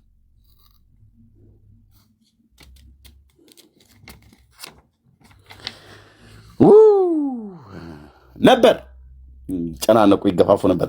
እጅግም ወደዱት። መላእክቱ ይነበብልሃል ስል ብራዘር ፈንድሻና ሻይህን ይዘህ ብቻ መስማት ነው። ከዛስ እጅግም ወደዱት፣ እቅፍ አድርገውም የሕፃኑን አፉን ሳሙት። መላእክቱ እልል በሉ ወገኖቻችን ነው እኮ ብለው የሚሏቸው እዛ እያነበቡለት ማለት ነው። አላችሁ በህይወት ኦርቶዶክሳውያን ወገኖች እዚህ እየሰማችሁ ያላችሁ ማለት ነው አሉ። ከበስተኋላ ቢሃይንድ ባይ ተደብቀ የምትሰማ ሁሉ መላእክት ከሰማይ እንዳለ እየተገፋፉ ክንፍ ለክንፍ ተያይዘው እየተጨናንቁ አትክፋኝ፣ አንተ የገፋኝ እየተባባሉ አቡነ ሰላማ በተወለደ ዕለት ጌታችን መድኃኒታችን ኢየሱስ ክርስቶስ በአንድነትና በሦስትነት ሆኖ የብዙ መላእክትን ጋር ከእሱ ጋር አስከትሎ መጣ። መላእክቱም ሲመጡ ያው ሕፃኑን ወደዱት። እኔ የለሁበትም፣ የትም መሄጃ የለሽም ሊሊኪያ አንድ ሰው እንዳይወጣ ምጭጭ ብለን ነው የምንሰማው። ይሄ የሀገራችን ጉድ ነው። የኢትዮጵያ ኦርቶዶክስ ወርቅ የሆነ አንጡራ የሆነ ታሪኳ ነው። ሊነበብላት ይገባል ብራዘር። አዎ እኔ ገና ያነበብኩትን ወንድሞች እናቶቼ ካነበብኩት ውስጥ እያጋነንኩ አይደለም። ካነበብኩት ውስጥ 5% እንኳን አላካፈልኳችሁም። 5% አልኩ። 95% ያነበብኩትን መጽሐፍ ገና አልገለጥኩትም። ኦኬ። እና ሕፃኑን አፉን ሳሙት። ጳጳሱ አትናቴዎስ ብቻ አይደለም የሳሙ፣ መላእክትም ሳሙት። ሁሉም ሰራዊተ መላእክትና እናት አባቱን እጅግ ተደሰቱ። ሞት የገዛቸው የሰው ልጆች ሁሉ ስለሱ ይድናሉ። ስለ አቡነ ሰላማ። ኢየሱስስ የለም። ዕብራውያን 2:14 ብጠቅስ እሱ የጴንጤ ነው ብሎ የሚሉ ሞት ይገዛቸው የነበሩትን ሁሉ ነፃ እንዲያወጣ በስጋና በደም የተካፈለው ኢየሱስ ሆኖ ሳለ የሆነ ጢማም ሰውዬ ኢትዮጵያ ይወለድ፣ ግብፅ ይወለድ፣ አፍጋኒስታን ይወለድ፣ ኡዝቤኪስታን አይመለከተኝም፣ የሰው ልጆች ስለሱ ይድናሉ አለ። ስለማ ስለ ፍሬምናጦስ፣ ስለ አቡነ ሰላማ። ጌታችን ኢየሱስ ክርስቶስም አፉን ሳመው። መላእክቱ ስመው እሱ ይቀራል እንዴ ታዲያ?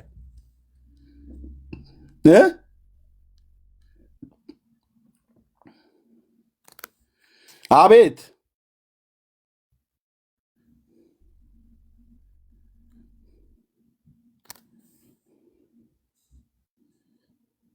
ለምን እንደዚህ ቤት ግን የማይገቡት እህትየው ስለተወገዙ ነው ወይስ ምንድን ነው? አትግቡ ብለሽ በውስጥ ጽፈሽላቸው ነው እንዴ?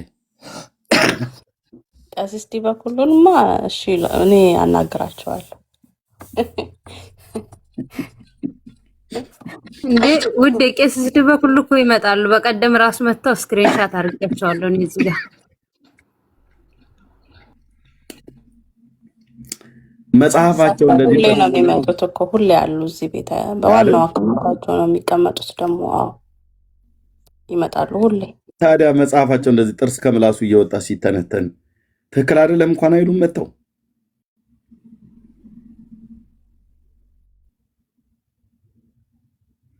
እሺ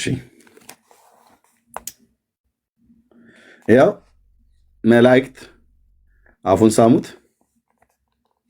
ኢየሱስ አፉን ሳመው። ያው ገጹን ስለጻፍኩት ገጽ 27 እና ገጽ 90 ላይ እንሄዳለን። ገጽ 27 እንገልጣለን።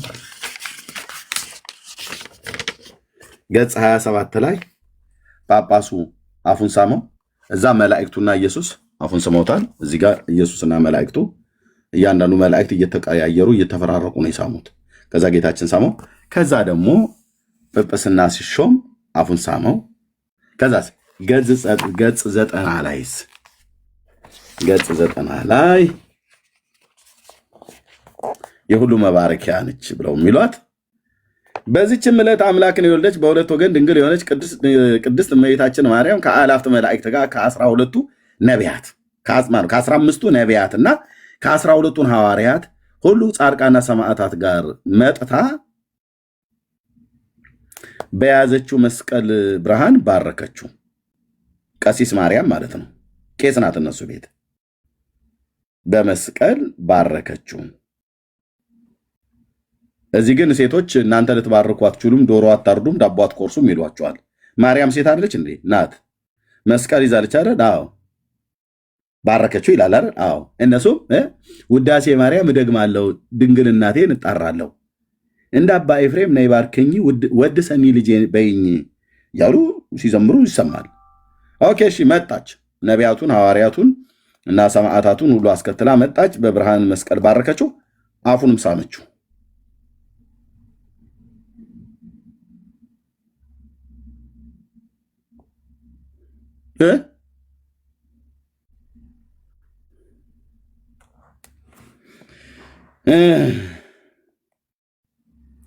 ኦኬ እሺ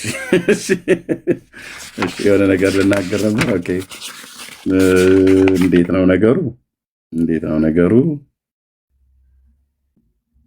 መጽሐፍቶቻቸውን ሳገላብጥ ታቦቱ የመጣው ከሳውዲ አረቢያ ነው፣ ከመካ መዲና።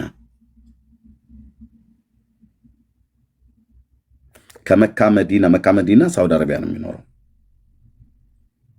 ታቦቱ የመጣው ከዛ ነው ይላል አንደኛው መጽሐፍት።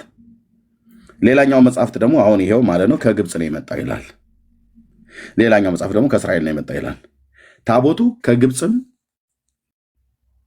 ከእስራኤልም ከሳውዲ አረቢያ መጥተው ይላል። ከግብፅ መጣ ብሎ የሚለውን ይኸው እዚህ ጋር አስቀድሞ በአዛጦን ሰዎች በዳጎና በአጵሎን በድራሚስ በአስራቢስም ላይ ኃይልን ያደረገች የእናታችን ጽዮን አሏት። ይሄ ዳጎን የተባለው አንደኛ ሳሙኤል መጽሐፍ ምዕራፍ 5 ላይ ያለው ማለት ነው። የጌታን ቃል ኪዳኑን ታቦት ወስዶ በዳጎን ቤት አኖሩት ብሎ የሚለው ኦኬ። እነዚህ የአዛጦን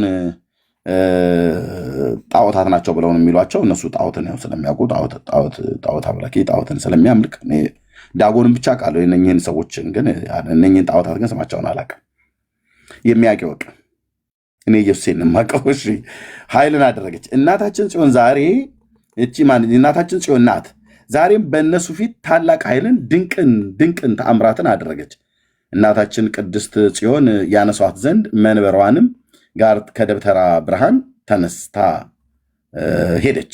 ወጥታም ሳይሸከሟት አስቀድማ ራሷንም በራሷ ተሸክማ በክብርና በምስጋና አብርሃ ወአጽብሃ ወደ አሰሩላት ቤተ መቅደስ ተገኘች ይላል። ማን ያመጣት? አቡነ ሰላማ። መቼ? በ300 ዓመት አለ። ታቦቱ መቼ ነው መጣ ብለው የሚሉን በሰለሞን ዘመን መንግስት በአቡነ ሰላማና ና ገባታ እንዴት አለ እናንተ ረን የምታውቀው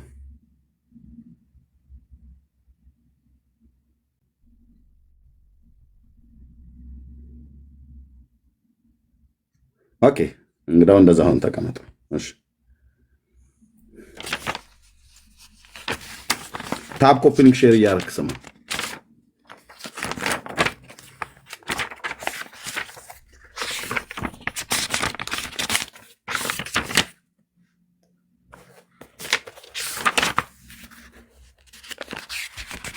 ኦኬ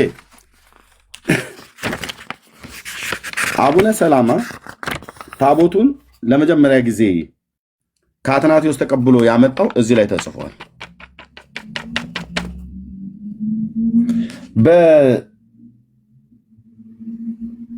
በማናቸው በከሳቴ ብርሃን አድሉ በአለቃ ኪዳነ ወልድ ክፍሌ መዝገበ ቃላትም ላይ ይሄው ነገር ተጽፏል። ኖ አስወርዱት፣ እታች ወርደጉት ማለት እታች ወረድ። ሚዩት ሳረገው ነው የላከው። እሺ እታች ወረድ። እዛ የተሳደብከውን እዛው ታፕ ኮፒ ሊንክ ሼር እያደረክ ትጽናናለህ። እኔን አይደል የሚሳደብከው፣ ጌታዬን ስለተሳደብክ እታች ወረድ። ኦኬ። እና መጽሐፍቶቻቸው እንደዚህ ያወራሉ። ታቦቱ በፍሬምናጦስ ዘመን ወደዚህ መጣ ይላሉ። በሰሎሞን ዘመን መንግስትም ወደዚህ መጣ ይላሉ። ከአረብ ሀገርም ወደዚህ መጣ ይላሉ። አሁን አይደለም ታቦቱ ኬት እንደመጣ አይደለም፣ በመጣው ታቦት እንኳን እርስ በርሳቸው አልተግባቡም። ግማሹ ጠረጴዛ ይላል፣ ግማሹ ጠረጴዛ አይባልም ይላል።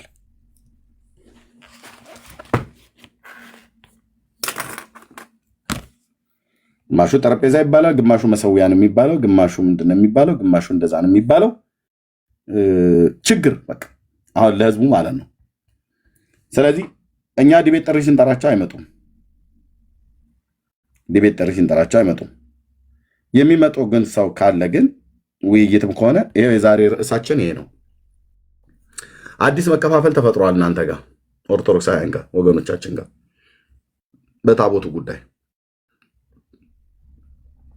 ይሄኛው ቪዲዮ ቅድም የጀመርኩት ማላሳያችሁ ወደ 40 ምናምን ነገር ደቂቃ ያለ ቪዲዮ ነው እና አዳም ቤት የተደረገው ማለት ነው። ታቦት ማለት ባይዘው ይሄ እዚህ ፎቶ ላይ የምታዩት ነው። የኦርቶዶክስ እውነተኛ ታቦት ይሄ ነው፣ ከልብሱ ውጭ ማለት ነው።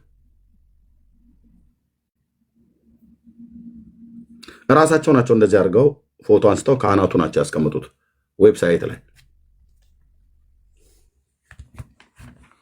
አሁን በዚህ ነው ይሄ መሰዊያ ይባላል አይባልም? ይባላል። መሰዊያ አይባልም፣ ታቦት ነው የሚባለው፣ ጠረጴዛ ነው የሚባለው። በዲህ በጠረጴዛ ይለዋልና ጠረጴዛ ማለት ደግሞ ማቃለል እንዳይሆንብን ለምእመኑን እየተጠነቀቀን እንዳይሰናከሉብን ምናምን ነገር ብለው ይላሉ። ወንድሞች እህቶች መጥተው እንደማያወሩ በጣም እርግጠኛ ነኝ። 1 ሰዓት ተኩል ቆይቻለሁ እዚህ ላይቭ ላይ። መጥተው እንደማያወሩ በጣም እርግጠኛ ነኝ። ኦኬ፣ መጥተው እንደማያወሩ በጣም እርግጠኛ ነኝ። ዲቤትም ብለው ያሉት ህዝቡን እርስ በርስ ታቦት እምነታቸው ነው። የታቦት ጉዳይ እምነታቸው ነው። እምነታቸው በሆነ ጉዳይ ላይ ለምን አያወሩም? ብዙ ጊዜ ታቦት እምነት እኮ አይደለም ሃይማኖት አይደለም ይለዋል። ሃይማኖት አይደለም ማለት በግዕዙ ሃይማኖት ማለት ሃይመነ እምነት ማለት ነው። ታቦት እምነት ካልሆነ ኦርቶዶክስ ተዋሕዶ ቤተክርስቲያን በዚህ ዓለም ይወቅልኝ ብላ ባለችው ክፍል ላይ እምነት ብሎ በሚለው ውስጥ ይኸው ቁጥር 1 ሀልዎተ እግዚአብሔር ስነ ፍጥረት 5 አመረ ሚስጥር ቁጥር 4 ሚስጥራተ ቤተክርስቲያን 7 ሚስጥራተ ቤተክርስቲያን ማለት ነው። በሱ በተዘረዘረ ውስጥ 5 ቅዱሳት መጽሐፍት 6 ትውፊት 7 ክብረ ቅድስት ድንግል ማርያም 8 ክብረ ቅዱሳን ብሎ በሚለው ጋር መላእክት፣ ነቢያት፣ ሐዋርያት፣ ሰማዕታት፣ ጻድቃን የቅዱሳን አጥንት ያዋለ። ከዛስ 9 ቤተክርስቲያን፣ 10 ታቦት አለ። እምነት በብሎ በሚለው ውስጥ ታቦት አለ ማለት ነው። አዎ ታዲያ ታቦታቸው እምነታቸው ነው ማለት ነው።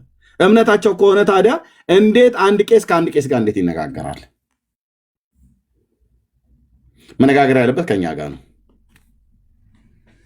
ለቀሲስ ዲበኩሉ ጥሪ አቅርቤ የነበረውን ያው በወቅቱ በሬሳ ላይ ነው ማወራህ ብሎ አለኝ።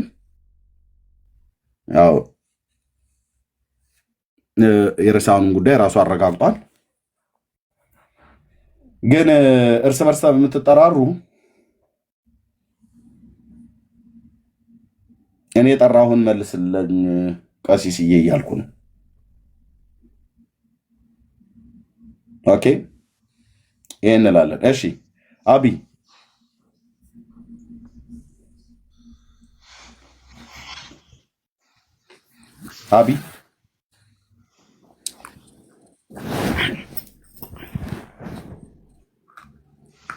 እሺ ለራራ አለ። ያው ብሎክ አርጌ እንዳላስወጣ ብዬ ነበር። እሺ ዘቢባ ሶሪ ኤርሚት በስተት ነው። ችግር የለም። እሺ እህቴ እሺ ኦኬ ፍርጌ የፌስ ከፌስቡክ ጀምሮ ማቃት እህቴ እንዴት ነሽ? ሰላም ኤርሚዬ እንዴት ነህ? እንዴት ነሽ? ጌታ ይመስገን በጣም ደህና ነኝ። አሜን አሜን። እንዴት አለሽ እህቴ? እግዚአብሔር ይመስገን። እንዴት ነህ ኤርሚዬ? ጌታ ይባረክ። ቤተሰብ ሁሉ ሰላም? ሁላችንም ደህና። ገባለሁ ያው ታፕታፕ እና ሼር አድርጌ ብቻ ነው የምወጣው። ችግር የለውም። ቴንክ ዩ። አይሻለሁ ብዙ ጊዜ ብዙዎቻችን ያለን ተባረኩ። ጸጋ ይብዛልሽ። ተባረክልኝ ወንድሜ። አሜን። እሺ ቴንክ ዩ ፍርዬ። ኦኬ ስለዚህ ታቦት እምነቷ ነው። እምነታቸው ከሆነ ለምን ከኛ ጋር አያወሩም? ታቦት ማለት እምነቴ ነው ብላለች። እምነት ብሎ በተዘረዘረው አንቀጽ ውስጥ ነው ያለው። እምነት ማለት ዶግማ ማለት ነው። ኦኬ ታቦት እምነቴ ነው ብላ ካለች ስለ ታቦት እናወራ ብለን ስንላቸው ለቅርስነት የተቀመጠ አክሱም አለ፣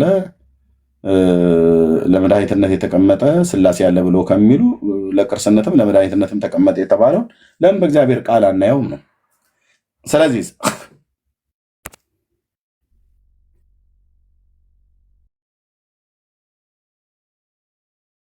እሺ ስለዚህ እነሱ ባላቸው እንኳን እምነት ላይ ለማውራት ካፈሩ እናንተ ታቦት የላችሁ ቤተክርስቲያናችሁ ባዶ ነው ምናምን ነገር ብለው ይሉናል። ቤተክርስቲያናችሁ ማለት አዳራሻችን ማለት ነው። አዳራሻችሁ ባዶ ነው ይሉናል። አይ ባዶ አይደለም፣ ወንበር ምናምን ነገር አለው፣ ፑልፒት አለው እና ሳውንድ ሲስተም ምናምን ነገር ሁሉ አለው። ባዶ አይደለም። ኦኬ ግን ዋናው እኛ የምንሰበስብበት አዳራሽ ባዶ መሆኑና አለመሆኑ አይደለም። እኛ ባዶ አይደለንም። እኛ ባዶ አይደለም።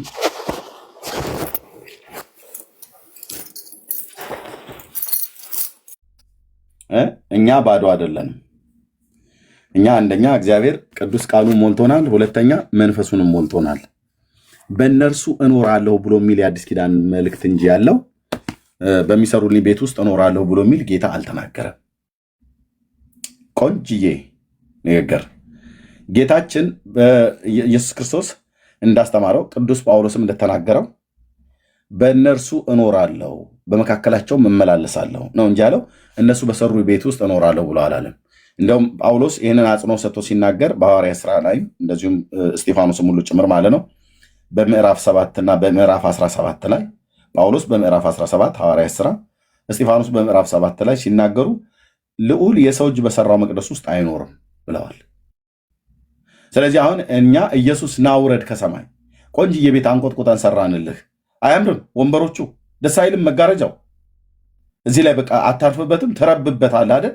መንፈሴ ያድርበታል እዚህ መጋረጃ ላይ፣ እዚህ አግዳሚ ጠረጴዛ ላይ ሁሉ ይኸው ቆንጅዬ ገዝተንልሃል ምናምን ነገር ብለን ኦኬ ሳሎን ሶፋ ላይ የምታስቀምጠውን ሳሎን አምጥተህ ብታስቀምጥም ኢየሱስ መጥቶ እዛ አይቀመጥም። ኢየሱስ መጥቶ የሚቀመጠው በሰው እጅ ባልተሰሩ ራሱ ግን በእጁ በሰራቸው በፈጠራቸው በጌታ በኢየሱስ ክርስቶስ ጌትነት አምነው በክንፎቹ ጥላ በምሕረቱ ውስጥ ተዘልለው በተቀመጡ በልጆቹ በእግዚአብሔር ልጆች በሆንን በእኛ ውስጥ እግዚአብሔር በመንፈሱ ያድራል። እኔ የኢየሱስ ክርስቶስ ማደሪያ ነኝ ብለሽ ለራስሽ ተናገሪ። ማደሪያው ነን ብላችሁ ለራሳችሁ ተናገሩ። እኛ በሰራንበት አዳራሽ ውስጥ እግዚአብሔር አያድርም። ኦርቶዶክስ በሰራችው አዳራሽ ውስጥ እግዚአብሔር አያድርም።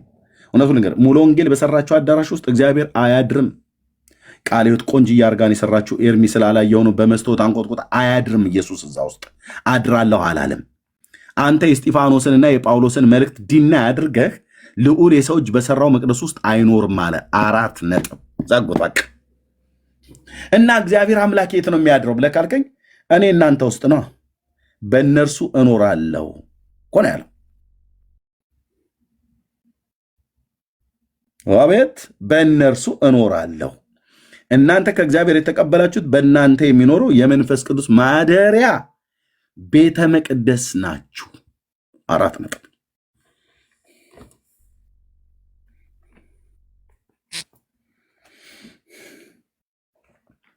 እኔ ቅርታ አድርጉልኝ። አንድ በእኛ በወንጌል አማኞችም ውስጥ አንድ የሚነገር ነገር አለ። ትክክል አይደለ? እንደ እግዚአብሔር ቃል ማለት ነው። ለምሳሌ እንዲህ ሲባል ሰምታችሁ ታውቃላችሁ? የጌታን ቤት እንስራለት፣ የጌታን ቤት እየሰራን ነው ምናምን ነገር ተብሎ ይባላል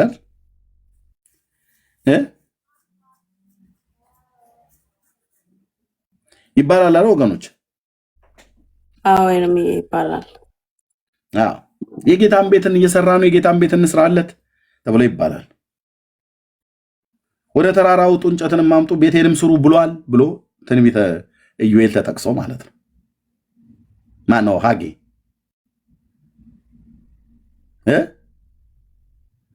መጽሐፍ ቅዱስ ግን ቤቱ ማን ነው ብሎ የሚለው በክርስቶስ ኢየሱስ አምነው የተጠሩቱ ናቸው። እኛ ቤቱ ነን ይላል ቅዱስ ጳውሎስ። ቤቱ እኛ ነን ይላል። መቅደሱም እኛ ነን ይላል። ዕብራውያን 3:15 ላይ ይኸው እንደዚህ ይናገራል። ዴናትና እኔ ማንጎፈሬ ላበጥር ነው የመጣሁት ላሳይ እንጂ ዕብራውያን 3:15 ላይ የአምላካችን እግዚአብሔር ቃል ምን እንደሚል ታውቃላችሁ? ዕብራውያን 3:15 የሚለውን ስሙት።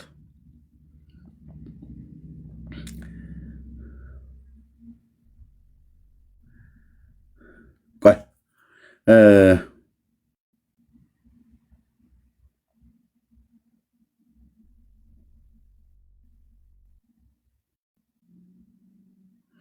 ከቁጥር ስንት ጀምሮ ከቁጥር 12 ወንድሞች ሆይ ምናልባት ያው እግዚአብሔርን የሚያስክዳችሁ ክፉና የማያምን ልብ ከእናንተ በአንዳች እንዳይኖር ተጠንቀቁ። ነገር ግን ከእናንተ ማንም በኃጢአት መታለል እልከኛ እንዳይሆን ዛሬ ተብሎ ሲጠራ ሳለ በእያንዳንዱ ቀን እርስ በርሳችሁ ተመካከሩ።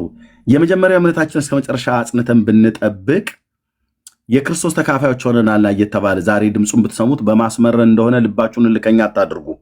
ሰምተው ያስመረሩ እነማን ነበሩ? በሙሴ ተመርተው ከግብፅ የወጡ አይደሉምን? 40 ቀን የተቆጣባቸው ሬሳቸው በምድረ በዳ የወደቁ ኃጢአት ያደርጉ አልነበሩምን ብሎ ካለ በኋላ ቆይ አንድ ቃል አሳያችሁ። እህቶቼ በተለይ ዳዊት የተናገረው ወንድማችን ዘማሪ ታስፌ ጋቢሶ የዘመረው መዝሙር ማደሪያዎች እንደምን ተወደዱ ናቸው ብሎ የሚለው ማለት ነው። እና እሱ ትንቢት ነው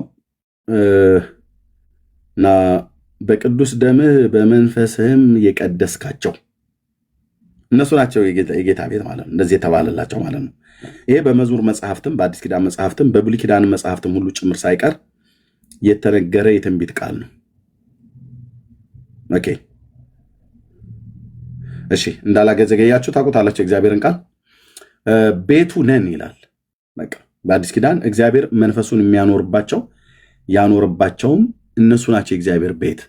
ልክ በእነርሱ እኖራለሁ ብሎ እንዳለው ማለት ነው ቅዱስ ጳውሎስ በቆሮንቶስ መልእክቱ ላይ በእነሱ እኖራለሁ ብሎ ያለው ማለት ነው። ስለዚህ ጌታ በእኛ ነው የሚኖረው።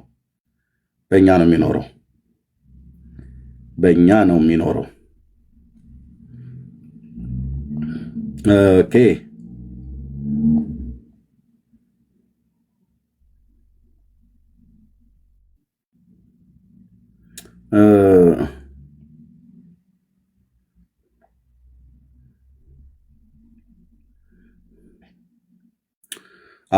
ኦኬ ምን አለ? ለእግዚአብሔር ቤተክርስቲያን ከጣዖት ጋር ምን መጋጠም አለው? እኛ የሕያው እግዚአብሔር ቤተክርስቲያን ማን ነው? የሕያው እግዚአብሔር ቤተ መቅደስ ነን። እንደዚሁም እግዚአብሔር ተናገረ እንዲህ ሲል በእነርሱ እኖራለሁ በመካከላቸው እመላልሳለሁ። እቺ ናት በቃ የብሉይ ኪዳን መጽሐፍት ላይ አንዱ እጄ ከነቢያት መጽሐፍት ከነቢያቱ መጽሐፍት ከዳዊትም መዝሙር ከብሉይ ኪዳንም ቀደምት ነቢያት የቅዱስ ጳውሎስ ይህንን ኮታ ያደረገው ከብሉይ ኪዳን ነውና በእነርሱ እኖራለሁ በመካከላቸው እመላልሳለሁ አምላክ ሆናቸዋለሁ እነሱም ሕዝብ ይሆኑኛል ይላል። በእነማ እኖራለሁ? በእነርሱ እኖራለሁ እንጂ እነሱ በሚሰሩልኝ ቤት እኖራለሁ አላለም አዲስ ኪዳን ላይ። ስለዚህ ካቶሊክ አሁን በሰራችሁ ቤት ውስጥ እግዚአብሔር አያድርም ማለት ይህ ህንፃ ግድግዳው ማለት ነው። ኦርቶዶክስ በሰሩት ቤት ውስጥ አያድርም። እኛም በሰራንበት ቤት ውስጥ አያድርም።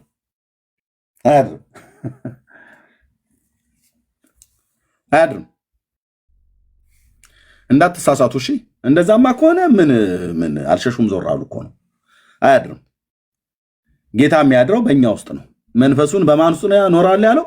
በእነርሱ እኖራለሁ ነው ያለው። በቃ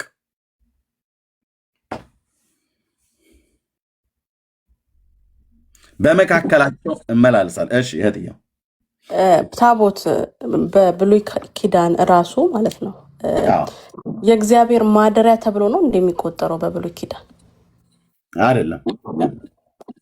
እዚህ ጋርም እኮ አየህ፣ እኔም ይህን የጠየኩበት ምክንያት አለኝ። አሁን የእግዚአብሔር ማደሪያ ነው አይደል የሚሉት እነሱ። አሁን በአዲስ ኪዳን በብሉይ ኪዳን የብሉይ ኪዳን ፐርፐዙ ራሱ እኮ የእግዚአብሔር ማደሪያነት እኮ አይደለም አይደል እንዴ? ማደሪያ ብሎ ያለው ድንኳኑን ነው። እዛ አዲስ ኪዳን ድንኳኑን ነው። ግን አሁን እነሱ የሚሰጡት ኢንተርፕሬቴሽን ራሱ ልክ አይደለም። ምክንያቱም የእግዚአብሔር ማደሪያ ብለው አሁን ጭምር ይተረጉሙታል። እሱን ነው ምልክ እውነትሽ ነው። ፐርፐዙ ግን በብሉይ ኪዳን ለእግዚአብሔር ማደሪያነት ሳይሆን በእግዚአብሔርና በእስራኤል ሕዝብ መካከል የቃል ኪዳን ምልክት ነው ህግጋቱ። እግዚአብሔር ቴንኪው እህትየው ቀጥይ። በጣም አፌ ቁርጥ ይበል ይላሉ። ዘሁልቁ መጽሐፍ ምዕራፍ 15 ላይ ምን እንዳስታወሽኝ ታውቂያለሽ? ምዕራፍ 9 ዘሁልቁ 9:15 ቴንኪው መንፈስ ቅዱስ። ዘሁልቁ 9:15 ምን እንደሚል ይልኝ ማደሪያውም በተተከለ ቀን ይላል። ታቦቱ ነው በተተከለ ቀን እያለ ነው እህትየው።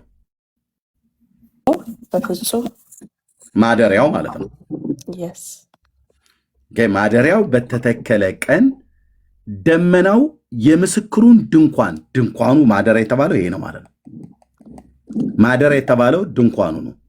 ወደ ማደሪያው ድንኳን ወደ መገናኛው ድንኳን ብሎ ያለው ማለት ነው። ሸፈነ ከማታ ጀምሮ እስከ ጠዋት ድረስ በማደሪያው ላይ እንደ እሳት ይመስል ነበር ይላል። መቀጠል ቻለች። ተክነሽ ያንን ማደሪያ ብለው እዚህ አሁን አዲስ ኪዳን ላይ አምጥተው ማደሪያ ነው ብለው የሚሉት ማለት ነው። ጋሄድ በጣም ኤርሚዬ፣ እኔ የገባኝን ህዝቡ ከጠቀመው ታቦት የተሰጠው ኢንተርፕሬቴሽን ራሱ ልክ አይደለም። የእግዚአብሔር ማደሪያ የተባለበት ኢቭን በብሉይ ኪዳን የነበረው ታቦት ራሱ ለእግዚአብሔር ማደሪያነት አይደለም። የሚያድረው በዚህ በመገናኛው ድንኳን ነው እግዚአብሔር ይገኛል ተብሎ የሚታመነው በብሉይ ኪዳን ነው። ደግሞ ይገኝ የነበረው ማለት ነው። በሁሉም ላይ ነው። በሁሉም ነዋይ ቅዱሳት ላይ ነበር። የስ ታቦቱ ግን ተለይቶ የእግዚአብሔር ማደሪያ እሺ፣ ሁሉምንም ነገር ሊያካትቱ እኮ ይገባል። ከመገናኛው ድንኳን ጀምሮ ከመሰዊያው ጀምሮ ወጥተው የሚታጠቡበት በነሐስ የተሰራው መታጠቢያ ጭምር ሁሉን ነገር ሊይዙት ይገባል። ታቦቱን ብቻ አንጠልጥለው አይደለም እኛ ቀደምት ነን ማለት የሚችሉት። ፊታቸውን የሚያዩበት ያውም የእነሱና የመጽሐፍ ቅዱስ አንድ አይነት አይደለም። ልክ ነች። አንድ አይነት አይደለም። አለን ካሉ የማደሪያው ድንኳን ሙሉ ለሙሉ አይ በካቴድራላችን ቀይረናል ካሉ እሱንም ይንገሩ።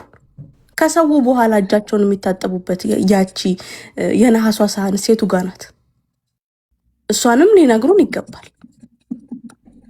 ራይት ብሉይ ኪዳንና አዲስ ኪዳን ብለን የሆነ እንዴት ነው የጎሉ ኪዳኖችን በመጽሐፍ ቅዱስ እናውቃለን። ግን ታቦትም አንዱ እግዚአብሔር ከህዝብ ጋር ኪዳን ያደረገበት ነው። አንድ ኪዳን ነው ይሄ።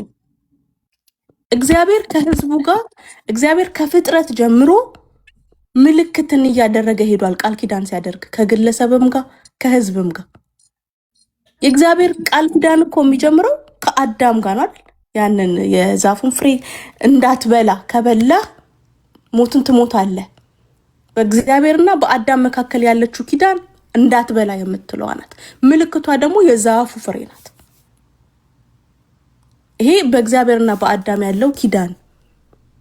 እንደገና ደግሞ በኖህ ጊዜ እኮ በዘፍጥረት 6 ላይ ስናይ ህዝቡን ሁሉ በውሃ ካጠፋ በኋላ እግዚአብሔር ምን ብሏል? ከዚህ በኋላ ህዝቡን በውሃ ላያጠፋ በምን ኪዳን አደረገ? በቀስተ ደመና አይደል? እግዚአብሔር በዘመናት መካከል ከአንድ ግለሰብም ጋርም ሆነ ከህዝብ ጋርም ሆነ ኪዳንን እያደረገ ሲመጣ ምልክትን እያደረገ ከዛስ አብርሃም ጋር ደረሰ። ከአብርሃም ጋር ኪዳኑና ምልክቱ ምንድነው? በዘሩ ከእስራኤልም ሆነ ባሪያዎች እዛ የሚያገለግሉ እስራኤልን የሚያገለግሉ ባሪያዎች የተወለዱ ወንድ ልጆች በ8 ቀናቸው እንዲገረዙ። ይሄ ኪዳኑ ነው። ምልክቱ መገረዝ ነው። ከዛስ ከግብጽ የወጣው የእስራኤል ህዝብ በሙሴ በኩል ምን ቃል ኪዳን ተገባለት ስንል ህግጋቱን በዚህ በትልቁ ታቦትም ወይም በትልቁ ሳጥን ውስጥ በተቀመጠው ድንጋይ እነዛ ህግጋቶች ተጽፈው ተሰጧቸው። ይሄም ኪዳን ነው። ምልክቱ ደግሞ ይሄ የከበረው ድንጋይ ቃል ኪዳኖቹ የተጻፉበት ማለት ነው። ይሄ ነው። አሁን ታቦት ስንባል እንዴ ልንል ይገባናል። ታቦቱ ካለ ሁሉን ነገር ነው ሊኖራችሁ የሚገባው። ኦርቶዶክሳውያን ሁሉ ነገር በመገናኛው ድንኳን ውስጥ የነበረው ሁሉ ከካህን ብቻ ሳይሆን ሊቀ ካህን የሚሰዋ ሊቀ ካህን ራሱ ሊኖራችሁ ይገባል። ከየትኛው ነገድ እንደሆናችሁ ራሱ ልትነግሩን ይገባል። ይሄ የምስክሩ ድንጋይ ለምን ተፈለገ ከተባለ በእግዚአብሔርና በእስራኤል ህዝብ መካከል ኪዳን ሊደረግ እነዛን ህግጋቶች እንዲያከብሩ። ህዝቡ ግን ኪዳኑን አክብሯል እንዴ? አላከበረም። ህዝቡ እኮ አላከበረም። ዕብራውያን 8 ላይ እንደሚናገረው የፊተኛው ኪዳን ትክክልን ሙሉ እንዳልነበር በአዲሱ ኪዳን እንደሚተካ ይነግረናል። እሺ ለህግጋቱ እንዲጻፉ ነው አይደለ? ያ ድንጋይና በእስራኤል ህዝብ መካከል ምልክት ይሁን። በአዲስ ኪዳን ምንድነው ስንል እግዚአብሔር ቃል አንደኛ ቆሮንቶስ ምዕራፍ 3 ከቁጥር 16 ላይ የእግዚአብሔር ዕብራውያን 8 ማለት ከቁጥር 10 ላይ ዕብራውያን 8 ከቁጥር 10 ላይ ስናየው ምንድነው የሚለው? አስቡ፣ የነገርኳችሁን ያዙ። ይሄ በከበረው ድንጋይ ላይ የተጻፈው ህግ ኪዳን ነው በእግዚአብሔርና በእስራኤል ህዝብ። በአዲስ ኪዳንስ ከዚህ ወራት በኋላ ከእስራኤል ቤት ጋር የምገባው ቃል ኪዳን ይህ ነውና ይላል ጌታ፣ ህጌን በልቦናችሁ አኖራለሁ፣ በልባችሁም እጽፋለሁ፣ እኔም አምላክ ሆንላችኋለሁ፣ እነርሱም ህዝብ ይሆኑልኛል። በአዲስ ኪዳን ህጉ በልባችን ነው የተጻፈው።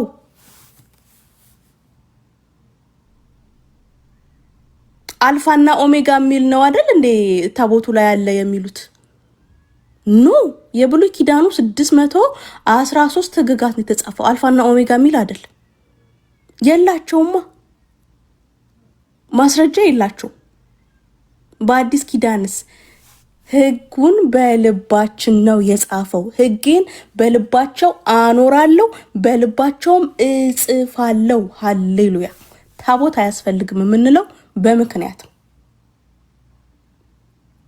ኦርቶዶክሳውያን ልብ ልትሉ ይገባል።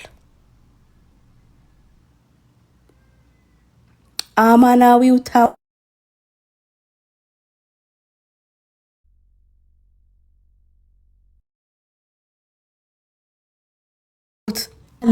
አሁን ምንድነው ካህናት፣ ቄሶች ምናምን የኛ ፓስተሮች ወንጌላውያን የሚሸከሙት እንጨት የለም። አሁንማ ስፖንጅ ራሱ እየቆረጡ ስለሚከብዳቸው ስፖንጅ 4 ማዕዘን እያደረጉ ነው ተሸክመው የሚወጡት አሉ። በጣም ስለሚከብዳቸው። የምሬን ነው፣ ቀልዴን አይደል። እንደዚህ አይነት መከራ ፍዳ ውስጥ ለምን ትገባላችሁ? የተጻፈው ልባችሁ ላይ ነው። አማናዊው ታቦት ከድንግል ማርያም ተወልዷል። ስለዚህ እግዚአብሔር ኪዳን የገባው በልጁ በጌታ በኢየሱስ ክርስቶስ ደም ነው። የት? ቀራንዮ መስቀል ላይ። ኢየሱስ ደሙ የኪዳን ምልክት ነው። አያችሁ? ከአዳም ጀምረን ኢየሱስ ጋር ደርሰናል። በእያንዳንዱ ኪዳን መካከል ምልክት ኪዳን መካከል ምልክት አለ። ከአዳም ጀመርን፣ የዛፉ ፍሬ ምልክት ነበር። ወደ ኖህ ሄድን፣ ቀስተ ደመናው ምልክት ነበር። ወደ አብርሃም መጣን፣ መገረዝ ምልክት ነበር። ለእስራኤል ሕዝብ በሙሴ በኩል የተገባው ኪዳን በከበረው ድንጋይ ላይ በተጻፉት ሕግጋት ነበር። በአዲስ ኪዳን በኢየሱስ በደሙ የኪዳን ምልክት ሆኖልናል። ስለዚህ ታቦትም አንዱ ኪዳን ነበር። በቃ ያ ኪዳን ከማጋ ነው? ከእስራኤል ጋር አለቀ። ፔሪድ። አንተን አይመለከትም። አንተ ኢትዮጵያዊ፣ ከእስራኤል ውጪ ያለው የዓለም ሕዝብ በጠቅላላ ይሄ ኪዳን አይመለከተውም።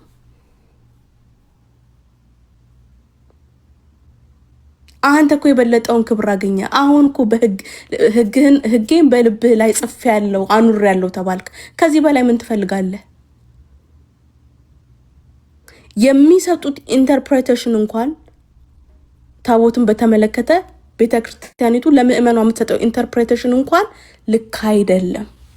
ማደሪያ ነው ካለች መሰዊያው እንደ መሰዊያ ነው የምጠቀመው ብላለች። የመገናኛው ድንኳን የሚቃጠልበት እሳት፣ ከሰው በኋላ ወጥተው የሚታጠቡበት የነሐስ የእጅ መታጠቢያው፣ ኦኬ፣ ሁሉንም ነው ልታሳየን የሚገባው። ስለዚህ ታቦት አለመኖሩን አይደለም ወንጌላዊ ኤርሚያስ አበበ እኛ ዲቤት መግባት እንችላለን። አይደለም ወንጌላዊ ኤርሚያስ አበበ። ታቦት የምትሉት እንጨቱ በእሳት ነዶ አመድ ነው የሚሆነው። ልታወሩበትም ሞራል የላችሁ። ስለዚህ ህዝቡን ልቀቁ። በጌታ በኢየሱስ አምኖ ይዳን። ህጉ በልቡ ላይ እንደተቀመጠና እንደተጻፈ ይወቅ። ስለዚህ ከዚህ ሁሉ ከተዘረዘረ ውስጥ በዘመናት መካከል እግዚአብሔር ሰርቶ ሲያልፍ አንዱ የኪዳን ምልክቱ ነበር ታቦት። አለቀ። ደግሞ እኮ የሚገርመው ለእስራኤልም እኮ ተስፋ አላት እኮ። እስራኤልም እኮ ተስፋ አላት ወደፊት። ይህንን እኮ የምታምንበት ጊዜ እኮ ይመጣል እኮ። የትኛውም የኦርቶዶክስ ካህን ዲያቆን በሉት፣ ቄስ በሉት፣ ሊቀ ሊቃውንት በሉት፣ እንደዚህ ስማቸው እንደ ግትልትል ላይ ረዘመ እንዳሏቸው ቀሲስ ዲበኩሉ የትኛውም የታቦትን ነገር ማሳመን አይችሉም።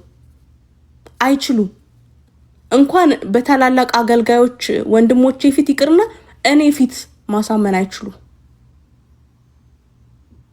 ለምን? የእግዚአብሔር ቃል ይነግረናል። የእግዚአብሔር ቃል ራሱ ይተረጉማል። በአዲስ ኪዳን ታቦት የሚባል የለም፣ የለም።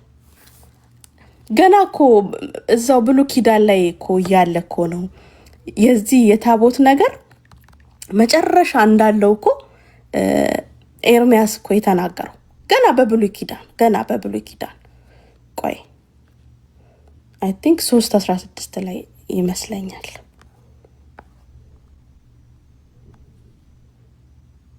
ያ ኤርሚያስ ትንቢተ ኤርሚያስ 3:16 ላይ በበዛችሁም ጊዜ በምድር ላይ በረባችሁ ጊዜ ይላል እግዚአብሔር፣ በዚያ ዘመን የእግዚአብሔር የቃል ኪዳኑ ታቦት ብለው ከእንግዲህ ወዲህ አይጠሩም፣ ልብ አያደርጉትም፣ አያስቡትምም፣ አይሹትምም፣ ከእንግዲህ ወዲህ አይደረግም። ሃሌሉያ! ገና ጌታ ኢየሱስ ክርስቶስ ሊመጣ 600 ዓመት ሲቀረው ይሄ ትንቢት በነቢዩ ኤርሚያስ በኩል ተነግሯል። ታቦቱን እንደማናስበው፣ እንደማንሻው፣ እንደማንፈልገው ከእንግዲህ ወዲህም አይደረግም ብሎ በ4 ነጥብ ነው የዘጋው።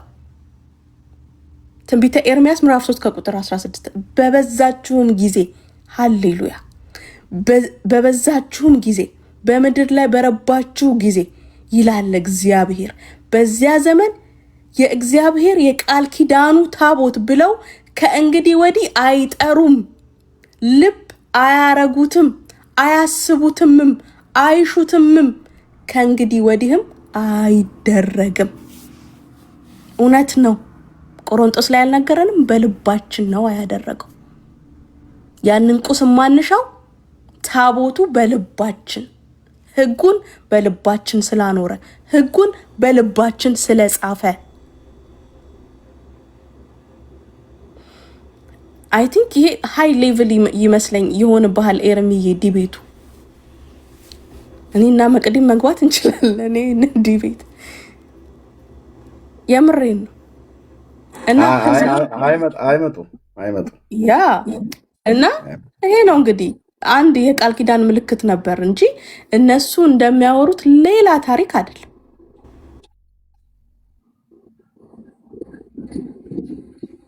እና ይሄ ነው የምለው ሀሳብ ሼር ማድረግ የፈለኩት። ኤርሚዬ ተባረኩ፣ ቀጥሉ።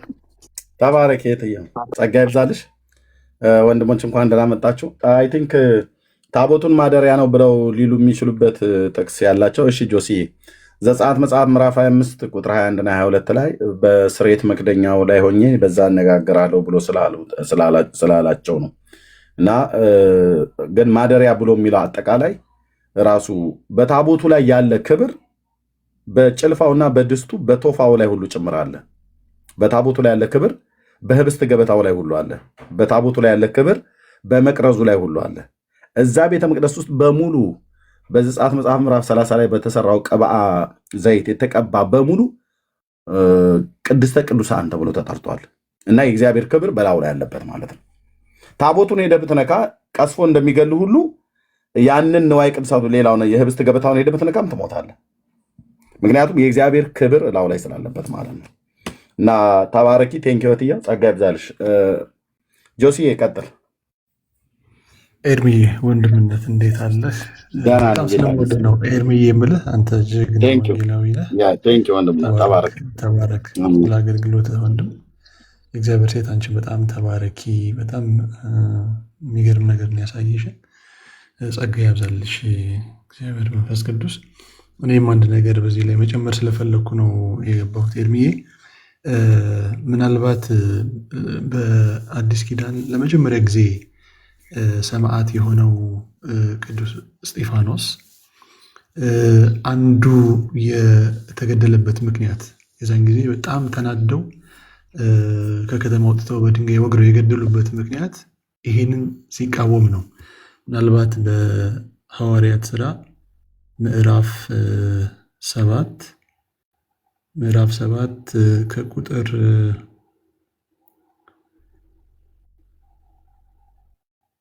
39 አካባቢ ወይም ከ44 ጀምሮ ላንብበው እንዳይረዝም። እንዳየው ምስል አድርጎ ይሰራት ዘንድ ሙሴን ተናግሮ እንዳዘዘው የምስክር ድንኳን ከአባቶቻችን ዘንድ በምድረ በዳ ነበረች። ይህን የተናገረ ያለው እስጢፋኖስ ነው። አባቶቻችንም ደግሞ በተራ ተቀብለው እግዚአብሔር በፊታቸው ያወጣቸውን የአሕዛብን አገር በያዙት ጊዜ ከኢያሱ ጋር አገቧት፣ እስከ ዳዊት ዘመንም ድረስ ኖረች። እርሱም በእግዚአብሔር ፊት ሞገስ አግኝቶ ለያዕቆብ አምላክ ማደሪያ ያገኝ ዘንድ ለመነ። ነገር ግን ሰለሞን ቤት ሰራለት።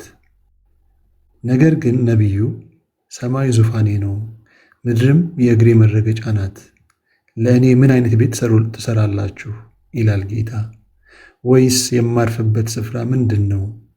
ይህንስ ሁሉ እጄ የሰራችው አይደለምን እንዳለ ልዑል የሰው እጅ በሰራችው አይኖርም ብሎ እስጢፋኖስ እንደመሰከረ፣ ከዛም በኋላ ደግሞ በመንፈስ ተሞልቶ እነሆ ሰማይ ተከፍቶ የሰው ልጅ በእግዚአብሔር ቀኝ ቆሞ እመለከታለሁ ሲል በዛ ሰዓት ነው ከከተማ ወጥተው በድንጋይ ወግረው የገደሉትና ይሄም አንድ ሌላ ማሳያ ነው።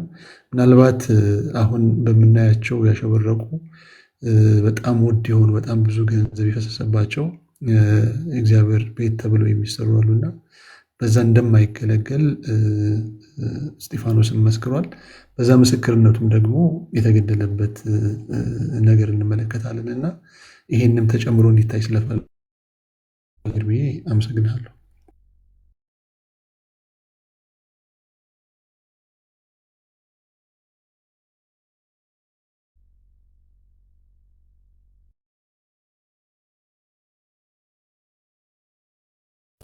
ኤርሚ አለ?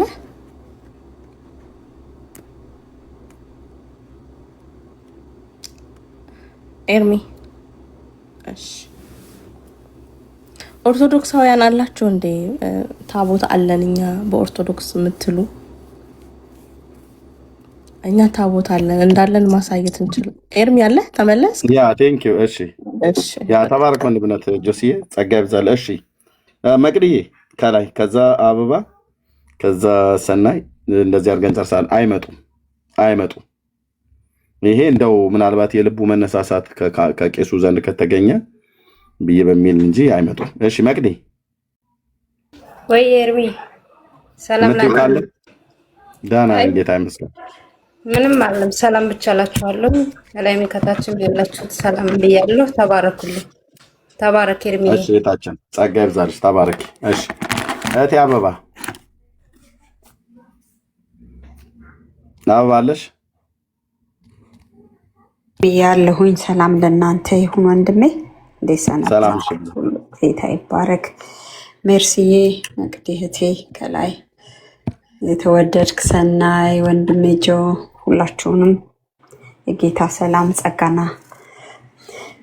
በረከት ይብዛላችሁ። ከታችም ያላችሁ ወገኖች ሁሉ ሰላም ለእናንተ በክርስቶስ ይሁን። መልካም ርዕስ ነው ኤርሚ ይዘህ የመጣኸው። ያው እንግዲህ እኛም ህያው ምስክሮች ነን በዚህ ጉዳይ ላይ ዲቤት እንዲሆን ማለት የጠራኸውን ጥሪ። እንግዲህ እንዳልኩ አይመጡም፣ ይፈራሉ። ቅድም እየጻፍኩ ነበረ። ያኔ ቄስ ዲበኩሉን ስጠራቸው በዘማርያም ሰበብ እንዲቀሩ መደረጉ እንደው የእናቴ ምንድነው የማን መቀነት አደናቀፈኝ የሚባል ተረት አይነት ነው የሆነብኝ ለኔ። ምክንያቱም በእውነት ከልብ ካሰቡ ገላጋይ አስቀምጦ እንደው ገላግለኝና በዚህ እንገላገል ያሉ ነው የሚመስለው። እና ቢሆን ብንማር ቅድም መርሲዬም እንዳለችው መዳን በማይሆን ነገር ላይ ጊዜ ከመጨረስ ህዝቡን ቢለቁ ጥሩ ነው። ጌታ ግን ያው ከማዳን እጁ አላጠረችም። ዛሬም የሚድኑት ወደ እግዚአብሔር ቤት ይጨመራሉ፣ እውነት ይገለጣል። ጌታ ይባርክህ። ዋጋ እየከፈልክ በእነሱ ቤትም እየገባህ እንግዲህ እያገለገልክ ነው። ድል ባይሰጡህም ያው ርዕስ ለመቀየር ምክንያት እስኪሆን ድረስ እና ቢያንስ እዛ ውስጥ ያለ ህዝብ የሚያይ ህዝብ የሚባንን ይኖራል። ቀላል አይደለም። እና እንግዲህ እግዚአብሔር አሁንም አይናችሁን ይግለጥ እንላለን። ተባረኩ ወገኖች። ይህንን ለማለት ብዬ ነው። ተባረኩልኝ። አመሰግናለሁ። ቴንክ ዩ እህቴ ተባረኪ። አዎ ሲያዩን ርዕስ ቀየሩ፣ ርዕሱን ቀይረው አሉት። ደቂቃው 45 ደቂቃ ሪከርድ ስላደረኳቸው ሁሉንም እንዳልሰማ ብዬ እንጂ አለ ሁሉም እና ርዕስ ቀይር አሉ። ኦኬ ብሉይ ኪዳን ታቦት አለን ብለው የሚል ነበረ። አዎ እህትየው ልክ ነው። እና ርዕስ ቀይራሉ። እንደማያስኬዳቸው ያውቃሉ። የትኛውን ቦታ ላይ አፋችሁ ሞልታችሁ መናገር የምትችሉት ኦርቶዶክስ የብሉይ ኪዳንም የአዲስ ኪዳንም ታቦት የላት። ሲጀምር አዲስ ኪዳን ታቦት የሚባል የለም። ካለም እነሱ የፈጠሩት ታቦት ብለው የሚሉት ካልሆነ በስተቀር ስመ ብዙ የሆነ አንዴ ታቦት አንዴ መሰዊያ አንዴ ምናምን ነገር ብለው የሚጠሩት ካልሆነ በስተቀር ጠረጴዛ ብለው የሚጠሩት ካልሆነ በስተቀር የለም። ጠረጴዛም ተብሎ ለመጠራት የጠረጴዛ መስፈርት የማያሟላ ማለት ነው። ይህ አሁን እዚህ ጋር ለጠረጴዛ ይባላል። ይሄ ነው ታቦቱ። እንግዲህ ይባላል አይባልም? ራሳቸው ናቸው ያወጡት አደባባይ ላይ። አይባልም። የታቦት መስፈርትን አያሟላም። የጠረጴዛ መስፈርትንም አያሟላም። ጠረጴዛ 4 እግር ያለው ነው፣ አያሟላም። ይሄ ሊያሟላ የሚችለው ዶክተር ዘበነ ለማ እንዳለው መክተፊያ ነው። የመክተፊያ ሳይዝ እንዳለው ይታወቃል። በቃ 10ቱ ትእዛዛት ህጉ ተጻፈበት ብለው ይላሉ እንጂ አልተጻፈበትም። ውሸት ነው ወንድሞች እናቶች፣ ውሸት ነው። የተጻፈበት የለም። ኦርቶዶክስ 10ቱ ትእዛዛት የተጻፈበት የላትም። ለብዙ ሺህ ዘመን ግን ህዝቡን ዘግታ አፍና ስትዋሽ ኖራለች። ራሳቸውም አገልጋዮቿም ሁሉ ጭምር በዚህ ጉዳይ ለሁለት ተከፍለው እየተጨቃጨቁ ነው። ስለዚህ እውነትን ፈልጉ፣ ጌታን ፈልጉ፣ በህይወትም ትኖራላችሁ ነው ብላ የምንለው። ጸጋ ይብዛላችሁ ወንድምነት ሰናይ። ከዛ እህትየው ሜርሲ የምትይው ነገር ካለ ብለሽ እንጨርሳለን። አይመጡም። ምሽት ላይ ምናልባት በእኔ ምሽት በኢትዮጵያ ጠዋት ላይ የሚገባ ካለ ልከፍት እችላለሁ። እራሳቸውን ቤት ከከፈቱ የራሳቸውን ቤት አንኳኩቼ እሄዳለሁ። እንደ ትናንትን ነው። አያስገቡም። ቢከፍቱም ርዕሱን ነው የሚቀይሩት፣ ርዕሱን ነው የሚያነሱት። ማውራት አይችሉም። ግን እንደዛ እናደርጋለን። ተባረኩ። ወንድምነት ሰናይ እንኳን ደህና መጣ።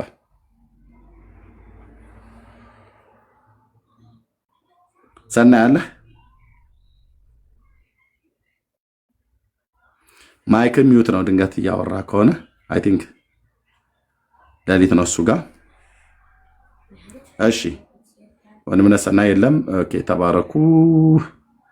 እህትየው የምትይው ካለ የመጨረሻ በይና እንጨርስ። አይመጡም። ከመጡ ነገሩን የሚበላሸሽባቸው ጠዋት ደግመህ ክፈተው አይሻልም? አዎ ከፍተዋለሁ። በኢትዮጵያ ጠዋት እንደዛ እናድርግ። ያ በቃ ሌላ ምንም ኤርሚያ አንድ ጥያቄ ከይቅርታ ጋራ።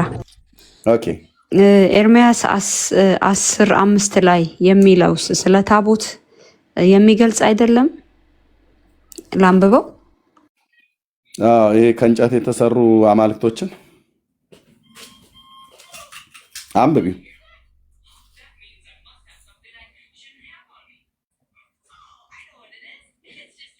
አንብቢው።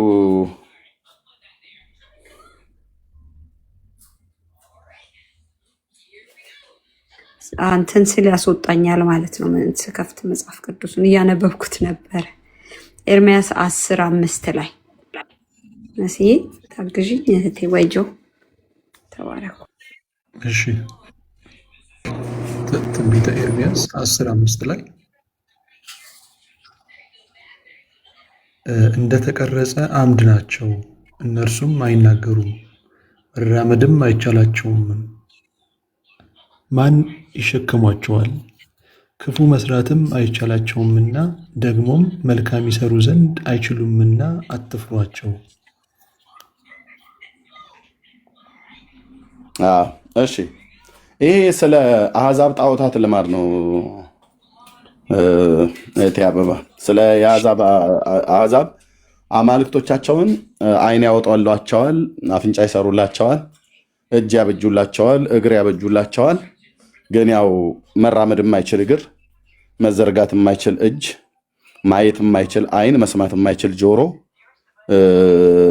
በመፈልፈያ በመቆርቆሪያ ቆርቁረው በስለታም ነገር ጠራርበው ቅርጽ አውጥተውለት ተሸክመዋቸው የሚያወጧቸውና የሚያገቧቸው አማልክቶች ናቸው። እና እነሱን ከጠረቡ በኋላ ግማሾቹን ምን ያደርጋሉ? እንደ እግዚአብሔር ቃል እንደሚናገረው በሰራተኛ በመጥረቢያ ይጠርቡታል። እንደተቀረጸ አምድ ናቸው ይላል። ማለት አምድ ማለት የቆመ ማለት ነው። እና እነሱ አይናገሩም፣ መራመድም አይቻላቸውም፣ ይሸከሟቸዋል። ክፉም መስራትም አይቻላቸውም፣ ደግም መስራት አይቻላቸውም ብሎ ይላል። እና ይሄ አሁን እነሱ ታቦት ከሚሉት አሁን እዚህ ጋር ከሚታየው ጋር ምንም ነገር የሚያገናኝ ነገር የለውም። አሁን ይሄ አይን የለውም ግን ታቦቱ ያያል ምናምን ነገር ብሎ ይላሉ። ምንም የሚያየው ነገር የለም።